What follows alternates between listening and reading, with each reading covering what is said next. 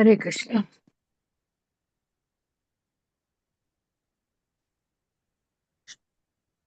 ಹರೇ ಕೃಷ್ಣ.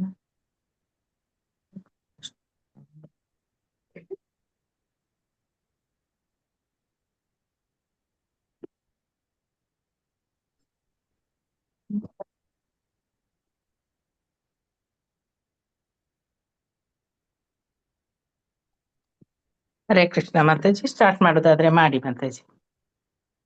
ಹೋಗಷ್ಟು ಮಾಡ್ತೇನೆ ಮಾತಾಜಿ.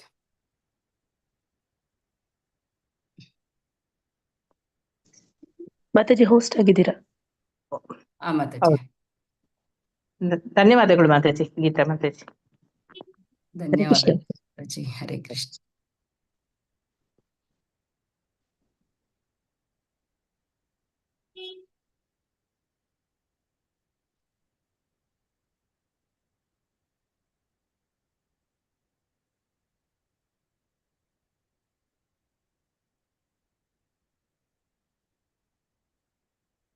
ಸ್ಟಾರ್ಟ್ ಮಾಡ್ಲಾ ಮಾತಾಜಿ?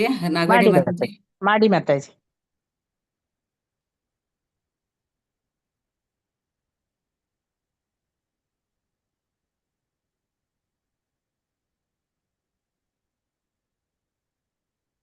ಹರೇ ಕೃಷ್ಣ. ಹರೇ ಕೃಷ್ಣ. ಹರೇ ಕ್ಲಿಯರ್ ಕೃಷ್ಣ. ಇದೆ, ವಾಯ್ಸ್ ಕ್ಲಿಯರ್ ಇದೆ. ಹರೇ ಕೃಷ್ಣ. ಮಾತಾಜಿ.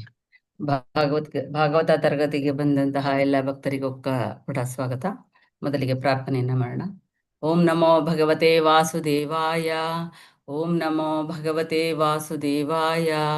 ಓಂ ನಮೋ ಭಗವತೆ ವಾಸುದೇವಾಯ. ನಾರಾಯಣಂ ನಮಸ್ಕೃತ್ಯ ನರಂ ಚೈವ ನರೋತ್ತಮಂ ದೇವೀಂ ಸರಸ್ವತಿಂ ವ್ಯಾಸಂ ತತೋ ಜಯಮುದೀರಯೇತ್. ನಷ್ಟಪ್ರಾಯೇಷು ಅಭದ್ರೇಷು ನಿತ್ಯಂ ಭಾಗವತ ಸೇವಯಾ ಭಗವತಿ ಉತ್ತಮ ಶ್ಲೋಕೆ ಭಕ್ತಿರ್ಭವತಿ ನೈಷ್ಟಿಕಿ. ಹರೇ ಕೃಷ್ಣ. ಇವತ್ತು ನಾವು ಸ್ಕಂದ 4 ಅಧ್ಯಾಯ 12 ಮತ್ತೆ 9ನೇ ಶ್ಲೋಕವನ್ನ ಕಲಿತಾ ಇದ್ದೀವಿ. ಕೇಳಿಸ್ತಾ ಇದೆಯಾ? ಹರೇ ಕೃಷ್ಣ. ಕೇಳಿಸ್ತಿದೆ ಮಾತಾಜಿ, ಕ್ಲಿಯರ್ ಇದೆ ವಾಯ್ಸ್. ಮಾತಾಜಿ. ಹರೇ ಕೃಷ್ಣ. ಶ್ಲೋಕ 9. ಶ್ಲೋಕ ಹೇಳ್ಕೊಡ್ಲಾ ಮಾತಾಜಿ? ಹೌದು, ಒಂದ್ಸಲ ನೀವು ಹೇಳಿ, ಮತ್ತೆ ಅವ್ರು ನಮ್ಗೆ ಹೇಳಿದ್ರೆ ಆಯ್ತು, ನಾವು ಹೇಳ್ತೇವೆ. ಹರೇ ಕೃಷ್ಣ ಮಾತಾಜಿ. ತಸ್ಯ ಪ್ರೀತೇನ ಮನಸಾ ತ್ವಾಂ ದತ್ವೈಡಾವಿಡಸ್ತತಃ ಪಶ್ಯತೋಂತರ್ಥದೇಸೋಪಿ ಸ್ವಪುರಂ ಪ್ರತ್ಯಪದ್ಯತ. ಹೇಳ್ತೀರಾ? ತಸ್ಯ ಪ್ರೀತೇನ ಮನಸಾ. ತಸ್ಯ ಪ್ರೀತೇನ ಮನಸಾ ತಾಂ ದತ್ವೈಡಾವಿಡಸ್ತತಃ ಪಶ್ಯತೋಂತರ್ಥದೇಸೋಪಿ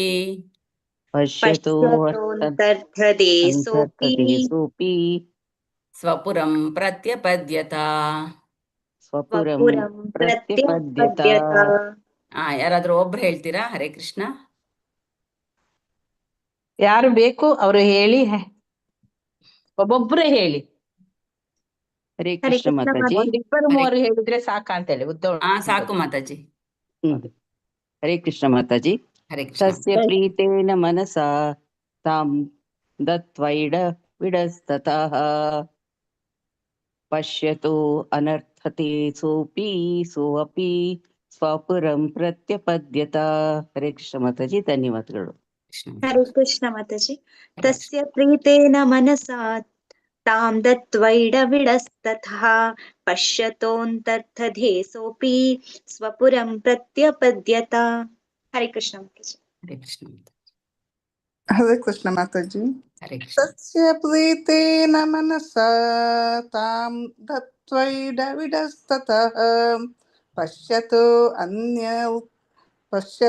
ಅಂತರ್ಥದೇಸೋಪಿ ಸ್ವಪುರಂ ಪ್ರತ್ಯಪದ್ಯತ. ಹರೇ ಕೃಷ್ಣ ಮಾತಾಜಿ, ಧನ್ಯವಾದಗಳು ಮಾತಾಜಿ. ಹರೇ ಕೃಷ್ಣ ಮಾತಾಜಿ. ಎಲ್ಲರಿಗೂ ಧನ್ಯವಾದಗಳು. ತಸ್ಯ ಅವನಿಗೆ, ತಸ್ಯ ಅವನಿಗೆ, ಪ್ರೀತೇನ ಅತ್ಯಂತ, ಪ್ರೀತೇನ ಅತ್ಯಂತ ಸಂತೋಷಗೊಂಡ, ಅತ್ಯಂತ ಸಂತೋಷಗೊಂಡ, ಮನಸ ಅಂತಹ ಮನೋಭೂಮಿಕೆಯುಳ್ಳ, ಮನಸ ತಾಮ್ ಆ ನೆನಪನ್ನು, ನೆನಪನ್ನು, ದತ್ವಾ ಕೊಟ್ಟು, ದತ್ವಾ ಕೊಟ್ಟು, ಐಡವಿಡಹ ಇಡವಿಡನ ಮಗನಾದ ಕುಬೇರನು, ಐಡವಿಡಹ ಇಡವಿಡನ ಮಗನಾದ ಮಗನಾದ ಕುಬೇರನು, ಕುಬೇರನು, ತತಃ ಅನಂತರ, ತತಃ ಅನಂತರ, ಪಶ್ಯತಃ ಧ್ರುವನು ನೋಡುತ್ತಿರುವಂತೆಯೇ, ಪಶ್ಯತಃ ಧ್ರುವನು ಧ್ರುವನು ನೋಡುತ್ತಿರುವಂತೆಯೇ, ನೋಡುತ್ತಿರುವಂತೆಯೇ, ಅಂತರ್ಧದೆ ಕಣ್ಮರೆಯಾದನು, ಅಂತರ್ಧದೆ ಕಣ್ಮರೆಯಾದನು, ಸಹ ಅವನು ಸಹ ಅವನು, ಅವನು, ಅಂದರೆ ಧ್ರುವನು, ಅಪಿ ಧ್ರುವನು, ಕೂಡ, ಅಪಿ ಅಪಿ ಕೂಡ, ಕೂಡ, ಸ್ವಪುರಂ ಅವನ ಪಟ್ಟಣಕ್ಕೆ, ಸ್ವಪುರಂ ಅವನ ಅವನ ಪಟ್ಟಣಕ್ಕೆ, ಪಟ್ಟಣಕ್ಕೆ, ಪ್ರತ್ಯಪದ್ಯತ ಹಿಂದಿರುಗಿದನು. ಪ್ರತ್ಯಪದ್ಯತ ಹಿಂದಿರುಗಿದನು. ಹಿಂದಿರುಗಿದನು. ಹರೇ ಕೃಷ್ಣ. ಅನುವಾದ ಓದಿ. ನೀವು ಓದಿ ಮಾತಾಜಿ, ಒಂದು ಸಲ ನೀವು ಓದಿ ಮತ್ತೆ ನಮ್ಮ ಹತ್ರ ಓದಿಸಿದ್ರೆ ಆಯ್ತು. ಮಾತಾಜಿ. ಹರೇ ಕೃಷ್ಣ ಮಾತಾಜಿ. ಅನುವಾದ ಮತ್ತು ಭಾವಾರ್ಥ ಶ್ರೀಲ ಪ್ರಭುಪಾದರಿಂದ ಶ್ರೀಲ ಪ್ರಭುಪಾದರಿಗೆ ಜಯವಾಗಲಿ. ಇಡವಿಡನ ಪುತ್ರನಾದ ಕುಬೇರನು ಪರಮ ಸಂತುಷ್ಟನಾದನು ಮತ್ತು ಸಂತೋಷದಿಂದ ಧ್ರುವ ಮಹಾರಾಜನಿಗೆ ಅವನು ಬಯಸಿದ ವರವನ್ನು ಕೊಟ್ಟನು. ತದನಂತರದಲ್ಲಿ ಅವನು ಧ್ರುವನ ಎದುರಿನಿಂದ ಅಂತರ್ಧಾನನಾದನು ಮತ್ತು ಧ್ರುವ ಮಹಾರಾಜನು ತನ್ನ ರಾಜಧಾನಿಗೆ ಹಿಂದಿರುಗಿದನು. ಓದಿ. ಇಡವಿಡನ ಪುತ್ರನಾದ ಪರಮ ಸಂತುಷ್ಟನಾದನು ಮತ್ತು ಸಂತೋಷದಿಂದ ಧ್ರುವ ಮಹಾರಾಜನಿಗೆ ಅವನು ಬಯಸಿದ ವರವನ್ನು ಕೊಟ್ಟನು. ತದನಂತರದಲ್ಲಿ ಅವನು ಧ್ರುವನ ಎದುರಿನಿಂದ ಅಂತರ್ಧಾನನಾದನು ಮತ್ತು ಧ್ರುವ ಮಹಾರಾಜನು ತನ್ನ ರಾಜಧಾನಿಗೆ ಹಿಂದಿರುಗಿದ. ಹರೇ ಕೃಷ್ಣ ಮಾತಾಜಿ. ಇಲ್ಲಿ ಪ್ರಿಯಾಂಕಾ, ಹರೇ ಕೃಷ್ಣ. ಭಾವಾರ್ಥ ಪ್ರಿಯಾಂಕಾ ಮಾತಾಜಿ ಯಾರು? ಪ್ರಿಯಾಂಕಾ ಮಂಜುನಾಥ್ ಮಾತಾಜಿ ಓದಿ. ಹರೇ ಕೃಷ್ಣ. ಇಡವಿಡನ ಪುತ್ರನಾದ ಕುಬೇರನು ಧ್ರುವ ಮಹಾರಾಜನ ಬಗೆಗೆ ಅತ್ಯಂತ ಸಂತುಷ್ಟನಾದನು, ಏಕೆಂದರೆ ಅವನು ಭೌತಿಕವಾಗಿ ಸುಖಪಡಬಹುದಾದಂತಹ ಯಾವುದನ್ನು ಕುಬೇರನಿಂದ ಕೇಳಿರಲಿಲ್ಲ. ಕುಬೇರನು ಒಬ್ಬ ದೇವತೆಯಾಗಿರುವುದರಿಂದ ಧ್ರುವ ಮಹಾರಾಜನು ಒಬ್ಬ ದೇವತೆಯಿಂದ ವರವನ್ನು ಏಕೆ ಸ್ವೀಕರಿಸಿದ ಎಂದು ಈ ತರ್ಕವನ್ನು ಮುಂದಿಡಬಹುದು. ಒಂದು ವೇಳೆ ಇದು ಕೃಷ್ಣ ಪ್ರಜ್ಞೆಯ ಪ್ರಗತಿಗೆ ಅನುಕೂಲವಾದಲ್ಲಿ ವೈಷ್ಣವನು ಒಬ್ಬ ದೇವತೆಯಿಂದ ವರವನ್ನು ಸ್ವೀಕರಿಸುವ ವಿಚಾರದಲ್ಲಿ ಆಕ್ಷೇಪಣೆ ಇಲ್ಲ ಎಂಬುದು ಈ ತರ್ಕಕ್ಕೆ ಉತ್ತರವಾಗಿದೆ. ದೃಷ್ಟಾಂತಕ್ಕಾಗಿ ಗೋಪಿಯರು ದೇವತೆಯಾದ ಕಾತ್ಯಾಯಿನಿಯನ್ನು ಆರಾಧಿಸಿದರು, ಆದರೆ ಅವರು ಆ ದೇವಿಯಿಂದ ಬಯಸಿದವರು ಕೃಷ್ಣನನ್ನು ತಮ್ಮ ಪತಿಯಾಗಿ ಹೊಂದಬೇಕೆಂಬುದು ಮಾತ್ರವಾಗಿತ್ತು. ವೈಷ್ಣವನು ಒಬ್ಬ ದೇವತೆಯಿಂದ ಯಾವುದೇ ವರವನ್ನು ಕೇಳಲು ಆಸಕ್ತನಾಗಿರುವುದಿಲ್ಲ ಅಥವಾ ಆತನ ದೇವೋತ್ತಮ ಪರಮಪುರುಷನಿಂದಲೂ ವರಗಳನ್ನು ಕೇಳಲು ಆಸಕ್ತನಾಗಿರುವುದಿಲ್ಲ. ಪರಮಪುರುಷನು ಶುದ್ಧ ಭಕ್ತನಿಗೆ ಮೋಕ್ಷವನ್ನು ನೀಡಬಹುದು ಎಂದು ಭಾಗವತದಲ್ಲಿ ಹೇಳಿದೆಯಾದರೂ ಶುದ್ಧ ಭಕ್ತನು ಅದನ್ನು ಸ್ವೀಕರಿಸಲು ನಿರಾಕರಿಸುತ್ತಾನೆ. ಧ್ರುವ ಮಹಾರಾಜನು ಮೋಕ್ಷವೆಂದು ಕರೆಯಲಾದ ಆಧ್ಯಾತ್ಮ ಲೋಕಕ್ಕೆ ತನ್ನನ್ನು ಕಳಿಸುವಂತೆ ಕುಬೇರನನ್ನು ಕೇಳಲಿಲ್ಲ. ಆಧ್ಯಾತ್ಮ ಲೋಕದಲ್ಲಿ ಅಥವಾ ಭೌತಿಕ ಜಗತ್ತಿನಲ್ಲಿ ಎಲ್ಲೇ ಇರಲಿ ದೇವೋತ್ತಮ ಪರಮಪುರುಷನನ್ನು ಸದಾ ಸ್ಮರಿಸುತ್ತಿರಬೇಕು ಎಂದು ಮಾತ್ರ ಕೇಳಿದನು. ವೈಷ್ಣವನು ಸದಾ ಇತರರ ಬಗ್ಗೆ ಗೌರವವನ್ನು ಹೊಂದಿರುತ್ತಾನೆ. ಆದ್ದರಿಂದ ಕುಬೇರನು ವರವನ್ನು ನೀಡುವುದಾಗಿ ಹೇಳಿದಾಗ ಆತನು ಅದನ್ನು ತಿರಸ್ಕರಿಸಲಿಲ್ಲ, ಆದರೆ ತನ್ನ ಕೃಷ್ಣ ಪ್ರಜ್ಞೆಯ ಪ್ರಗತಿಗೆ ಅನುಕೂಲಕರವಾದದ್ದನ್ನು ಬಯಸಿದನು. ಹರೇ ಕೃಷ್ಣ ಮಾತಾಜಿ, ಧನ್ಯವಾದಗಳು. ಹರೇ ಕೃಷ್ಣ ಮಾತಾಜಿ. ಅನುವಾದ ಏನ್ ಹೇಳ್ತಾ ಇದ್ದಾರಲ್ಲಿ? ಇಡವಿಡನ ಪುತ್ರನಾದ ಕುಬೇರನು ಪರಮ ಸಂತುಷ್ಟನಾದನು. ಯಾತಕ್ಕೋಸ್ಕರ ಅವನು ಸಂತೋಷ ಆಗುತ್ತೆ ಹೇಳ್ತೀರಾ ಯಾರಾದ್ರೂ? ಹರೇ ಕೃಷ್ಣ. ಕುಬೇರನಿಗೆ ಸಂತೋಷ ಆಗುತ್ತೆ, ಯಾತಕ್ಕೋಸ್ಕರ? ದಿನನಿತ್ಯ ಭಾಗವತ ಕೇಳ್ತಾ ಇದ್ದೀವಲ್ವಾ ನಾವು? ಯಾತಕ್ಕೋಸ್ಕರ ಅವನಿಗೆ ಸಂತೋಷ ಆಗುತ್ತೆ ಅಂತ ಅನ್ನೋದಾದ್ರೆ, ಈಗ ಮೊದ್ಲು ಸ್ವಲ್ಪ ಧ್ರುವನ ಬಗ್ಗೆ ಸ್ವಲ್ಪ ತಿಳ್ಕೊತಾ ಬರೋಣ, ಆಗ ಎಲ್ಲರಿಗೂ ಕೂಡ ಅರ್ಥ ಆಗುತ್ತಾ ಹೋಗುತ್ತೆ. ಈಗ ಸ್ವಯಂಭುವ ಮನು ಮತ್ತೆ ಶತರೂಪ ಅವರ ಮಕ್ಕಳು ಯಾರು? ಪ್ರಿಯವ್ರತ ಮತ್ತೆ ಉತ್ತಾನಪಾದ, ಆಕುತಿ, ದೇವಹೂತಿ ಮತ್ತೆ ಆಕುತಿ, ದೇವಹೂತಿ, ಆಮೇಲೆ ಇನ್ನೊಬ್ಳು ಪ್ರಸೂತಿ ಅಲ್ವಾ? 5 ಜನ ಮಕ್ಕಳು. ಆ 5 ಜನ ಮಕ್ಕಳಲ್ಲಿ ಉತ್ತಾನಪಾದನ ಮಗನೇ ಈ ನಮ್ಮ ಧ್ರುವ ಅಲ್ವಾ? ಆ ಧ್ರುವ ಚಿಕ್ಕ ಒಂದು 5 ವರ್ಷದ ಮಗು ಇರುವಾಗ್ಲೇನೆ ಅವನು ತಂದೆಯ ತೊಡೆ ಮೇಲೆ ಕುತ್ಕೊಳ್ಳೋದಕ್ಕೆ ಹೋಗ್ತಾನೆ. ಅವನ್ ತಮ್ಮ ಕುತ್ಕೊಂಡಿರ್ತಾನೆ ಉತ್ತಮ. ಅವ್ನ್ ಕುತ್ಕೊಂಡಿರುವಾಗ ಇವನ್ಗೂ ಕುತ್ಕೋಬೇಕು ಅಂತ ಆಸೆ ಆಗುತ್ತೆ. ಆಗ ಸುರುಚಿ ಏನ್ ಹೇಳ್ತಾಳೆ, ಇಲ್ಲ ನಿನ್ಗೆ ಕುತ್ಕೊಳ್ಳೋದಕ್ಕೆ ಯಾವುದೇ ಅರ್ಹತೆ ಇಲ್ಲ, ನೀನು ನನ್ನ ಹೊಟ್ಟೆಯಲ್ಲಿ ಹುಟ್ಟಿ ಬಂದಾಗ ಮಾತ್ರ ನೀನು ನಿನ್ನ ತಂದೆಯ ಮೇಲೆ ಕುತ್ಕೋಬಹುದು ಅಂದ್ಬಿಟ್ಟು ಅವನನ್ನ ಬೈದು ಕಳಿಸ್ಬಿಡ್ತಾಳೆ. ಆಗ ಧ್ರುವ ಅಳ್ತಾ ಬಂದು ತಾಯಿ ಸುನೀತಿಗೆ ಹೇಳ್ತಾಳೆ. ಸುನೀತಿ ಹೇಳ್ತಾಳೆ, ನಾನು ಏನೂ ಮಾಡೋದಕ್ಕೆ ಆಗ್ತಾ ಇಲ್ಲಪ್ಪ, ನೀನೋಗಿ ಆ ಭಗವಂತನನ್ನೇ ಕೇಳು ಅಂತಂದ್ಬಿಟ್ಟು ಆ ಭಗವಂತನಿಗೆ ಧ್ಯಾನ ಮಾಡು ಅಂತ ಅಂದ್ಬಿಟ್ಟು ಅವಳು ಕಳಿಸ್ತಾಳೆ. 5 ವರ್ಷದ ಬಾಲಕ, ಅವ್ನಿಗೇನು ಗೊತ್ತಾಗ್ತಾ ಇಲ್ಲ. ಅರಮನೆಯನ್ನ ಬಿಟ್ಟು ಅವನು ಬಂದಿದ್ದಾನೆ. ಬರ್ತಾ ಇರುವಾಗ ಭಗವಂತನಿಗೆ ಎಲ್ಲವೂ ಕೂಡ ಗೊತ್ತಾಗುತ್ತಲ್ವಾ. ಅವನು ನಾರದ ಮಹರ್ಷಿಗಳನ್ನ ಕಳಿಸ್ತಾನೆ. ನಾರದ ಮಹರ್ಷಿಗಳು ಬಂದು ಆ ಬಾಲಕನಿಗೆ ಏನು ವಿಷಯ ಏನಾಗಿದೆ ಅಂತ ಕೇಳ್ತಾನೆ. ಆಗ ಧ್ರುವ ಮಹಾರಾಜ ಎಲ್ಲವನ್ನ ಹೇಳ್ತಾನೆ. ಆಗ ನಾರದ ಮಹರ್ಷಿಗಳು, ನೀನು ಈ ರೀತಿಯಲ್ಲಿ ತಪಸ್ಸನ್ನ ಮಾಡು, ಆಗ ಭಗವಂತನನ್ನ ಬೇಗ ಹೋಲಿಸ್ಕೋಬಹುದು ಅಂತ ಹೇಳ್ತಾರೆ. ಹಾಗಾಗಿ ಈ ಧ್ರುವ ನಾರದ ಮಹರ್ಷಿಗಳು ಹೇಗೆ ಹೇಳ್ತಾರೋ ಹಾಗೆ ತಪಸ್ಸನ್ನ ಮಾಡ್ತಾನೆ. 6 ತಿಂಗಳಲ್ಲಿ ಅವನಿಗೆ ಭಗವಂತ ಪ್ರತ್ಯಕ್ಷ ಆಗ್ತಾನೆ.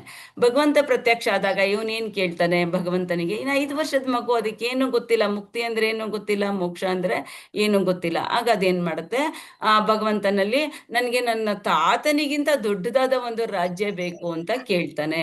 ಯಾವಾಗ ಅವನು ಭಗವಂತನನ್ನ ನೋಡ್ತಾನೋ, ಭಗವಂತ ಪ್ರತ್ಯಕ್ಷ ಆಗ್ತಾನೋ, ಆಗ ಧ್ರುವನಿಗೆ ಅವನ ಐಹಿಕ ಎಲ್ಲ ಕಲ್ಮಶ ನಾಶ ಆಗುತ್ತೆ. ನಾಶ ಆದರೂ ಕೂಡ ಅವನಿಗೆ ಗೊತ್ತಿಲ್ಲ, ಕೇಳ್ತಾ ಇದ್ದಾನೆ ನನ್ಗೆ ಒಂದು ರಾಜ್ಯ ಬೇಕು ಅಂತಂದ್ಬಿಟ್ಟು. ಆಗ ಭಗವಂತ ಏನ್ ಮಾಡ್ತಾನೆ, ಆಯ್ತು ಅಂತ ಅಂದ್ಬಿಟ್ಟು ಅವನಿಗೆ ಆ ಒಂದು ವರವನ್ನ ಕೊಡ್ತಾನೆ. ಇದಾದ್ಮೇಲೆ ಏನಾಗುತ್ತೆ, ಅವನು ಮತ್ತೆ ವಾಪಸ್ ಬರ್ತಾನೆ. ಬಂದಾಗ ಉತ್ಥಾನ ಪದ, ರಾಜನ್ಗೂ ಅವನ ತಪ್ಪಿನ ಅರಿವಾಗುತ್ತೆ. ಮತ್ತೆ ಅವನು ಬಂದ ತಕ್ಷಣ ಅದು ಒಂದು ಸಕಲ ಗೌರವ ಮರ್ಯಾದೆಗಳೊಂದಿಗೆ ಅವನನ್ನ ಸ್ವಾಗತ ಮಾಡ್ತಾನೆ. ಧ್ರುವನಿಗೆ ತುಂಬಾ ಸಂತೋಷ ಆಗುತ್ತೆ. ಸುನೀತಿ, ಸುರುಚಿ ಎಲ್ಲರಿಗೂ ಕೂಡ ತುಂಬಾ ಸಂತೋಷ ಆಗುತ್ತೆ. ಆ ಸುರುಚಿಯೂ ಕೂಡ ಅವಳಿಗೂ ತಪ್ಪಿನ ಅರಿವಾಗುತ್ತೆ ಸ್ವಲ್ಪ. ಎಲ್ಲ ಅವನನ್ನ ಚೆನ್ನಾಗಿ ಸ್ವಾಗತ ಮಾಡ್ತಾರೆ. ಸರಿ, ಹೀಗಿರುವಾಗ ಧ್ರುವನಿಗೂ ಮದುವೆ ಕೂಡ ಆಗುತ್ತೆ, ಮಕ್ಕಳಾಗುತ್ತೆ. ಅವನಿಗೆ ಒಬ್ಬ ತಮ್ಮ ಇರ್ತಾನೆ. ಆ ತಮ್ಮನ ಹೆಸರು ಉತ್ತಮ. ಇವನು ಒಂದ್ಸಲ ಕಾಡಿಗೆ ಹೋಗಿರುವಾಗ ಏನಾಗುತ್ತೆ, ಒಬ್ಬ ಯಕ್ಷ ಬಂದು ಆ ತಮ್ಮನನ್ನ ಕೊಂದಾಕ್ಬಿಡ್ತಾನೆ. ಆ ಕೊಂದಾಕದಾಗ ಏನಾಗುತ್ತೆ, ಆ ಸುರುಚಿ ಕೂಡ ಮಗನ ಸಾವನ್ನ ನೋಡ್ಲಾರ್ದೆ ಅವಳು ಕೂಡ ದೇಹವನ್ನ ತ್ಯಾಗ ಮಾಡ್ತಾಳೆ. ಸರಿ, ಈಗ ಧ್ರುವನಿಗೆ ಏನಾಗಿದೆ, ತುಂಬಾ ಬೇಜಾರಾಗಿದೆ, ತುಂಬಾ ಕೋಪ ಬಂದಿದೆ. ಏನ್ ಮಾಡ್ತಾನೆ, ಆ ಯಕ್ಷರನ್ನ ಕೊಲ್ಬೇಕು ಅಂತ ಅಂದ್ಬಿಟ್ಟು ಬಂದು ಆ ಯಕ್ಷರನ್ನ ಕೊಲ್ತಾನೆ. ಕೊಲ್ಲುವಾಗ ಏನಾಗುತ್ತೆ, ಅಲ್ಲಿ ಯಕ್ಷರು ತುಂಬಾ ಸುಮಾರು, ಅವರು 1,30,30,000 ಯಕ್ಷರುಗಳು ಇರ್ತಾರೆ. ಇರುವಾಗ ಏನಾಗುತ್ತೆ, ಇವನು ಯುದ್ಧ ಮಾಡ್ತಾನೆ, ಅವರು ಮಾಡ್ತಾರೆ. ಆದ್ರೆ ಎಷ್ಟಾದ್ರೂ ಯಕ್ಷರಲ್ವಾ, ಅವರು ಬೇರೆ ಬೇರೆ ಎಲ್ಲವನ್ನ ಸೃಷ್ಟಿ ಮಾಡ್ತಾ ಇರ್ತಾರೆ. ಇವನು 1 ಬಾಣ ಬಿಟ್ರೆ ಅವರು ಒಂದೇ ಸಲಿಗೆ ಇವನು 3 ಬಾಣವನ್ನ ಒಟ್ಟಿಗೆ ಬಿಡ್ತಾನೆ ಧ್ರುವ ಮಹಾರಾಜ. ಆದ್ರೆ ಯಕ್ಷರು ಒಟ್ಟಿಗೆ 6 ಬಾಣವನ್ನ ಬಿಡ್ತಾರೆ. ಈ ರೀತಿಯಲ್ಲಿ ಯುದ್ಧ ನಡೀತಾ ಇರುತ್ತೆ. ಆದ್ರೂ ಧ್ರುವ ಮಹಾರಾಜ ಗೆಲ್ತಾ ಇರ್ತಾನೆ. ಆದ್ರೆ ಕೊನೆಯಲ್ಲಿ ಯಕ್ಷರು, ಅವ್ರು ಎಷ್ಟೇ ಆದ್ರೂ ಯಕ್ಷರಲ್ವಾ, ಮಾಯಾವಿಗಳು, ಅವ್ರು ಏನ್ ಮಾಡ್ತಾರೆ ಅಂತಂದ್ರೆ, ಅವನ ಧ್ರುವ ಮಹಾರಾಜನ ಮುಂದೆ ರಕ್ತ, ಮೂಳೆ, ಮಾಂಸ, ಇದರ ಒಂದು ಸಮುದ್ರವೇ ಇರೋ ಹಾಗೆ ಸೃಷ್ಟಿ ಮಾಡ್ತಾರೆ. ಮತ್ತೆ ಎಲ್ಲ ಕಡೆ ತಲೆ ಬುರುಡೆಗಳು ಮೇಲಿಂದ ಅವನ ಮುಂದೆ ಎಲ್ಲ ಬೀಳ್ತಾ ಇದೆ, ಬರೀ ಬುರುಡೆಗಳು ಬೀಳ್ತಾ ಇದೆ. ಇದನ್ನೆಲ್ಲ ನೋಡಿ ಒಂದು ಕ್ಷಣ ಧ್ರುವ ಮಹಾರಾಜನ್ಗೆ ಭ್ರಮೆ ಆಗುತ್ತೆ. ಆಗ ಸ್ವಲ್ಪ ಇದಾದಂಗೆ, ದಿಗ್ಭ್ರಾಂತನಾದಂಗೆ ಕಾಣಿಸ್ತಾನೆ. ಆಗೇನಾಗುತ್ತೆ, ಮಹರ್ಷಿಗಳೆಲ್ಲ ನೋಡ್ತಾ ಇದ್ದಾರೆ, ಎಲ್ಲ ಉನ್ನತ ಲೋಕಗಳಲ್ಲಿ ನಿಂತ್ಕೊಂಡು ಯಕ್ಷರು ಮತ್ತೆ ಧ್ರುವರ ನಡುವೆ ಯುದ್ಧ ನಡೀತಾ ಇದೆ ಅಲ್ವಾ, ಇದನ್ನೆಲ್ಲ ನೋಡ್ತಾ ಇದ್ದಾರೆ. ಯಾವಾಗ ಈ ನಮ್ಮ ಧ್ರುವ ಸ್ವಲ್ಪ ಭ್ರಮೆಗೆ ಒಳಗಾಗ್ತಾನೋ, ಆಗ ಅವರೆಲ್ಲರೂ ಹೇಳ್ತಾರೆ, ನೋಡಪ್ಪ, ನೀನು ಭಗವಂತನ ಸ್ಮರಣೆ ಮಾಡ್ತಾ ಯುದ್ಧ ಮಾಡು. ಈ ಒಂದು ಕಲಿಯುಗ, ಈ ಒಂದು ಯುಗದ, ಅದು ಕಲಿಯುಗ ಆಗಿರಲ್ಲ, ಸತ್ಯಯುಗ, ಈ ಯುಗದಲ್ಲಿ ನೀನು ಭಗವಂತನ ಸ್ಮರಣೆ ಮಾಡ್ತಾ ನೀನು ಈ ಒಂದು ಯುದ್ಧವನ್ನ ಮಾಡಿದ್ರೆ ಅದು ನಿನಗೆ ಇದರಲ್ಲಿ ಜಯವನ್ನ ತಂದುಕೋಬಹುದು. ಮಾಯಾವಿಗಳು ಯಾವುದನ್ನೇ ಮಾಡಿದ್ರು ಅದು ಏನೂ ಆಗೋದಿಲ್ಲ. ಏಕೆಂದ್ರೆ ಭಗವಂತ ಭಕ್ತರ ರಕ್ಷಕ, ಭಕ್ತರನ್ನ ಅವನು ರಕ್ಷಣೆ ಮಾಡೇ ಮಾಡ್ತಾನೆ, ಹಾಗೆ ದುಷ್ಟರನ್ನ ನಾಶ ಮಾಡೇ ಮಾಡ್ತಾನೆ ಅಂತ ಹೇಳ್ಕೊಡ್ತಾರೆ. ಆಗ ಧ್ರುವ ಏನ್ ಮಾಡ್ತಾನೆ, ಭಗವಂತನನ್ನ ಸ್ಮರಣೆ ಮಾಡ್ತಾ ಆ ನಾರಾಯಣಿ ಅಸ್ತ್ರವನ್ನ ಬಿಡ್ತಾನೆ. ಎಲ್ಲರೂ ಕೂಡ ನಾಶ ಆಗ್ತಾರೆ. ಇನ್ನು ಅವನು ಯುದ್ಧ ಮಾಡ್ತಾನೆ ಇದ್ದಾನೆ. ಅವನಿಗೆ ಕೋಪ ತುಂಬಾ ಇದೆ. ನನ್ನ ತಮ್ಮನನ್ನ ಕೊಂದ್ರು ಇವರು, ನನ್ನ ತಾಯಿಯನ್ನ ಕೊಂದ್ರು, ನನ್ನ ಮಲತಾಯಿಯನ್ನ ಅನ್ಬಿಟ್ಟು ಇನ್ನೂ ಕೋಪ ಇದೆ. ಆದ್ರೂ ಕೂಡ ಅವನು ಯುದ್ಧವನ್ನ ಮಾಡ್ತಾನೆ ಇದ್ದಾನೆ. ಇಂತಹ ಸಮಯದಲ್ಲಿ ಏನಾಗುತ್ತೆ, ಸ್ವಯಂಭೂವಮನು, ಅವ್ರ ತಾತ ಇರ್ತಾರಲ್ವಾ, ಅವ್ರು ಬಂದ್ಬಿಟ್ಟು ಹೇಳ್ತಾರೆ, ಧ್ರುವ, ನೀನು ಇಷ್ಟೊಂದು ಕೋಪ ಮಾಡ್ಕೋಬಾರ್ದಪ್ಪ, ಕೋಪವನ್ನ ಬಿಡ್ಬೇಕು. ನೀನು ಭಗವಂತನನ್ನ ನೋಡಿದ್ಯಲ್ವಾ, ಈಗ ನೀನು ಒಬ್ಬ ಯಕ್ಷ ಮಾತ್ರ ಕೊಂದಿರೋದು. ಆ ಒಬ್ಬ ಯಕ್ಷ ಕೊಂದಿರೋದಕ್ಕೆ ಇಡೀ ಎಲ್ಲ ನಿರಪರಾಧಿಗಳನ್ನ ಕೊಲ್ಲೋದು ಎಷ್ಟು ಸರಿ? ಇದು ಸರಿ ಇಲ್ಲ, ಬೇಡ, ಯುದ್ಧ ನಿಲ್ಲಿಸ್ಬಿಡು ಅಂತ ಸ್ವಯಂಭೂವಮನು ಹೇಳ್ತಾರೆ. ಹೇಳದ್ಮೇಲೆ ಧ್ರುವ ಮಹಾರಾಜ ಅದೇ ರೀತಿ ಕೇಳ್ತಾನೆ. ಕೇಳ್ಬಿಟ್ಟು ಏನ್ ಮಾಡ್ತಾನೆ, ಯುದ್ಧವನ್ನ ನಿಲ್ಲಿಸ್ತಾನೆ. ಸ್ವಯಂಭೂವಮನು ಹೇಳ್ತಾರೆ, ನೀನು ಯಕ್ಷರ ರಾಜ ಯಾರಿದ್ದಾರೆ, ಕುಬೇರ, ಅವರಿಗೆ ಹೋಗಿ ನೀನು ಅವರಲ್ಲಿ ಒಂದು ಕ್ಷಮೆಯನ್ನ ಕೇಳ್ಬಿಟ್ಟು ಅವರಿಗೆ ಒಂದು ಪ್ರಾರ್ಥನೆಯನ್ನ ಮಾಡು ಅಂತ ಹೇಳ್ತಾರೆ. ಅಂತಂದ್ರೆ ಇದರಿಂದ ನಮಗೆ ಏನು ಕಲಿಕೆ ಅನ್ನೋದಾದ್ರೆ, ನಾವು ತಪ್ಪು ಮಾಡ್ತೀವಿ, ತಪ್ಪು ಮಾಡಿದಾಗ ದೊಡ್ಡವರು ಏನ್ ಹೇಳ್ತಾರೋ ಅದನ್ನ ನಾವು ಕೇಳ್ಬೇಕು. ಆದ್ರೆ ಧ್ರುವ ಮಹಾರಾಜನು ಕೂಡ ತಾತ ಹೇಳಿದ್ದನ್ನ ಅವನು ಸರಿಯಾಗಿ ಕೇಳಿಕೊಂಡು ಆ ಇದು ಕುಬೇರ ಇರ್ತಾನಲ್ಲ, ಯಕ್ಷರ ರಾಜ, ಅಲ್ಲಿಗೆ ಬರ್ತಾನೆ. ಬಂದಾಗ ಅಲ್ಲಿ ಅವ್ರಿಗೆ ಪ್ರಾರ್ಥನೆಯನ್ನ ಮಾಡ್ತಾನೆ, ಮತ್ತೆ ಅವರಲ್ಲಿ ಕ್ಷಮೆಯನ್ನು ಕೂಡ ಕೇಳ್ತಾನೆ, ಈ ತರ ಆಗಿದೆ ಕ್ಷಮಿಸಿ ಅಂತ ಅಂದ್ಬಿಟ್ಟು. ಆಗ ಅವ್ರು ಹೇಳ್ತಾರೆ, ಕುಬೇರ ಹೇಳ್ತಾನೆ, ಇಲ್ಲಪ್ಪ ಇದೆಲ್ಲ ಭಗವಂತನ ನಿಯಮ, ಯಕ್ಷರನ್ನ ನೀನು ಕೊಂದಿಲ್ಲ, ಆ ಯಕ್ಷರು ನಿನ್ನ ತಮ್ಮನನ್ನು ಕೊಂದಿಲ್ಲ, ಇದೆಲ್ಲ ಭಗವಂತನ ಸಂಕಲ್ಪ, ಇದೆಲ್ಲ ಭಗವಂತನ ಕಾಲದ ಮಹಿಮೆ, ನೀನು ಇಲ್ಲಿ ನಿಮಿತ್ತ ಮಾತ್ರ ಅಂತ ಹೇಳ್ತಾರೆ.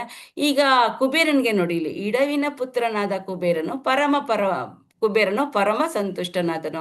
ಯಾವಾಗ ಅವನು ಇವನು ಧ್ರುವ ಮಹಾರಾಜ ಯುದ್ಧವನ್ನ ನಿಲ್ಲಿಸಿ ಅವನು ಕುಬೇರನಲ್ಲಿ ಕ್ಷಮೆಯನ್ನ ಕೇಳ್ತಾನೋ, ಆಗ ಕುಬೇರನಿಗೆ ಸಂತೋಷ ಆಗುತ್ತೆ.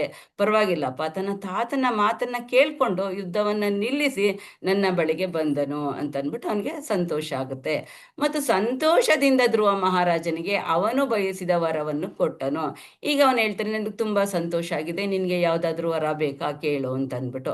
ಆಗ ಧ್ರುವ ಮಹಾರಾಜ ಅವನಿಗೇನು ಕೇಳೋದಕ್ಕೆ ಇಷ್ಟ ಇಲ್ಲ, ಆದ್ರೂ ಕೇಳ್ತಾ ಇದ್ದಾನೆ ಅಲ್ವಾ ಅಂತಂದ್ಬಿಟ್ಟು ಅವನೇನ್ ಮಾಡ್ತಾನೆ, ಭೌತಿಕವಾದ ಯಾವುದೇ ವರವನ್ನ ಕೇಳೋದಿಲ್ಲ. ಯಾಕೆ ಅಂತಂದ್ರೆ ಹಿಂದೆ ಭಗವಂತನೇ ಪ್ರತ್ಯಕ್ಷ ಆದಾಗ ಅವನು ರಾಜ್ಯವನ್ನ ಕೇಳಿರ್ತಾನೆ, ಆಮೇಲೆ ಅವನಿಗೆ ಅರ್ಥ ಆಗಿರುತ್ತೆ, ಅವನು ಪಶ್ಚಾತ್ತಾಪ ಪಡ್ತಾನೆ. ಭಗವಂತನ ಬಳಿಗೆ ಹೋಗಿ ನಾನು ಈ ಲೌಕಿಕವಾದ ಒಂದು ರಾಜ್ಯವನ್ನ ಕೇಳದ್ನಲ್ಲ, ಗಾಜಿನ ಚೂರುಗಳನ್ನ ಕೇಳದ್ನಲ್ಲ, ಏನ್ ಮಾಡಿದೆ ನಾನು, ಅದು ಬಿಟ್ಟು ಭಗವಂತನ ಸ್ಮರಣೆ, ಭಗವಂತನ ನಿತ್ಯ ಸೇವೆಯನ್ನ ಕೇಳ್ಬೇಕಾಗಿತ್ತು ಅಂತ ಪಶ್ಚಾತ್ತಾಪ ಪಡ್ತಾನೆ. ಆಮೇಲೆ ಏನ್ ಮಾಡ್ತಾನೆ, ಈಗ ಇವನ್ ಹೇಳ್ತಾ ಇದ್ದಾನಲ್ವಾ ಕುಬೇರ, ನಾನು ನಿನ್ಗೆ ವರವನ್ನ ಕೊಡ್ತೀನಿ ಅಂತ ಹೇಳಿದಾಗ ಅದೇ ತಪ್ಪನ್ನ ನಾನು ಇಲ್ಲೂ ಕೂಡ ಮಾಡಬಾರ್ದು ಅಂತ ಹೇಳ್ಬಿಟ್ಟು ಅವನೇನ್ ಮಾಡ್ತಾನೆ, ನನಗೆ ಭಗವಂತನ ಶ್ರದ್ಧೆ ಕೊಡು, ಯಾವಾಗ್ಲೂ ಕ್ಷಣದಲ್ಲೂ ಭಗವಂತನನ್ನ ನೆನೆಸ್ಕೋಬೇಕು, ಅಂತಹ ಒಂದು ವರವನ್ನ ಕೊಡು, ಸ್ಮರಣೆ ಯಾವಾಗ್ಲೂ ಭಗವಂತನ ಸ್ಮರಣೆ ಮಾಡ್ತಾ ಇರ್ಬೇಕು, ಅಂತಹ ವರವನ್ನ ಕೊಡು ಅಂತ ಹೇಳ್ತಾನೆ. ಇಂತಹ ವರವನ್ನ ಕೇಳಿದ್ರಿಂದ ಕುಬೇರನಿಗೆ ಮತ್ತೆ ಸಂತೋಷ ಆಗುತ್ತೆ. ಅವನೇನ್ ಮಾಡ್ತಾನೆ, ಆ ವರವನ್ನ ಕೊಟ್ಟು ಅಂತರ್ಧಾನನಾಗ್ತಾನೆ. ಧ್ರುವ ಮಹಾರಾಜ ಆ ವರವನ್ನ ತಗೊಂಡು ಮತ್ತೆ ರಾಜಧಾನಿಗೆ ಬರ್ತಾನೆ. ಬಂದ್ಮೇಲೆ ಏನಾಗುತ್ತೆ, ಇಡವಿಡವಿನ ಪುತ್ರನಾದ ಕುಬೇರನು ಅಂತ ಹೇಳಿದ್ರೆ, ಇಡವಿಡನ ಮಗ ಕುಬೇರ ಧ್ರುವ ಮಹಾರಾಜನ ಬಗೆಗೆ ಅತ್ಯಂತ ಸಂತುಷ್ಟನಾದನು. ಏಕೆಂದರೆ ಅವನು ಭೌತಿಕವಾಗಿ ಸುಖ ಪಡಬಹುದಾದಂತಹ ಯಾವುದನ್ನು ಕುಬೇರನಿಂದ ಕೇಳಿರಲಿಲ್ಲ. ಅವನಿಗೆ ಗೊತ್ತಾಗಿದೆ ಅಲ್ವಾ. ಈಗ ಇದರಿಂದ ನಮ್ಮ ಕಲಿಕೆ ಏನು, ನಾವು ದೇವತೆಗಳಿಂದ ನಾವು ಮೊದ್ಲೇನ್ ಮಾಡ್ತಿದ್ವಿ, ನಮ್ಗೆ ಅದನ್ನು ಕೊಡು ಇದು ಕೊಡು ಅಂತ ನಾವು ಭೌತಿಕವಾದದನ್ನೇ ಕೇಳ್ತಾ ಇದ್ವಿ. ಆದರೆ ಇಲ್ಲಿ ನಮ್ಮ ಕಲಿಕೆ ಏನು ಅಂತಂದ್ರೆ, ಭೌತಿಕವಾದದನ್ನ ಯಾವುದನ್ನು ಕೇಳಬಾರ್ದು, ಎಲ್ಲ ಭಗವಂತನ ಭಕ್ತಿ ಸೇವೆಗೆ ಏನೇನು ಒದಗುತ್ತೋ ಅಂತದನ್ನ ಮಾತ್ರ ನಾವು ಕೇಳ್ಬೇಕು. ಕುಬೇರನು ಒಬ್ಬ ದೇವತೆಯಾಗಿರುವುದರಿಂದ ಧ್ರುವ ಮಹಾರಾಜನು ಒಬ್ಬ ದೇವತೆಯಿಂದ ವರವನ್ನು ಏಕೆ ಸ್ವೀಕರಿಸಿದ, ಇದು ನಮಗೆ ಬರುವಂತಹ ಒಂದು ಪ್ರಶ್ನೆ. ಅವನು ಒಬ್ಬ ದೇವತೆಯಾಗಿದ್ದಾನೆ, ಮತ್ತೆ ಅವನು ದೇವರನ್ನ ಪ್ರತ್ಯಕ್ಷ ಮಾಡಿ ನೋಡಿಲ್ಲ, ಆದ್ರೆ ಇವನು ನೋಡಿದಾನೆ, ಯಾರು ಧ್ರುವ ಮಹಾರಾಜ ನೋಡಿದಾನೆ. ಹಾಗಾಗಿ ಅವನಿಂದ ಇಂತಹ ವರವನ್ನ ಏಕೆ ಕೇಳದ ಅನ್ನೋದಾದ್ರೆ ಪ್ರಭುಪಾದ್ರು ಹೇಳ್ತಾರೆ, ಯಾವುದು ನಮ್ಗೆ ಕೃಷ್ಣ ಪ್ರಜ್ಞೆಗೆ ಅನುಕೂಲವಾಗುತ್ತೋ ಅಂಥದನ್ನ ದೇವತೆಗಳಿಂದ ನಾವು ಪಡೆಯಬಹುದು, ಕೇಳಬಹುದು. ಅದು ಬಿಟ್ಟು ಪ್ರಾಪಂಚಿಕವಾದದ್ದನ್ನ ನಾವು ಕೇಳಬಾರದು. ಯಾಕೆಂದ್ರೆ ದೇವತೆಗಳಿಂದ ನಾವು ಏನೇ ಪಡ್ಕೊಂಡ್ರು ಕೂಡ ಯಾವುದು ಕೂಡ ಶಾಶ್ವತ ಅಲ್ಲ, ಎಲ್ಲವೂ ಕೂಡ ತಾತ್ಕಾಲಿಕವಾದದ್ದು.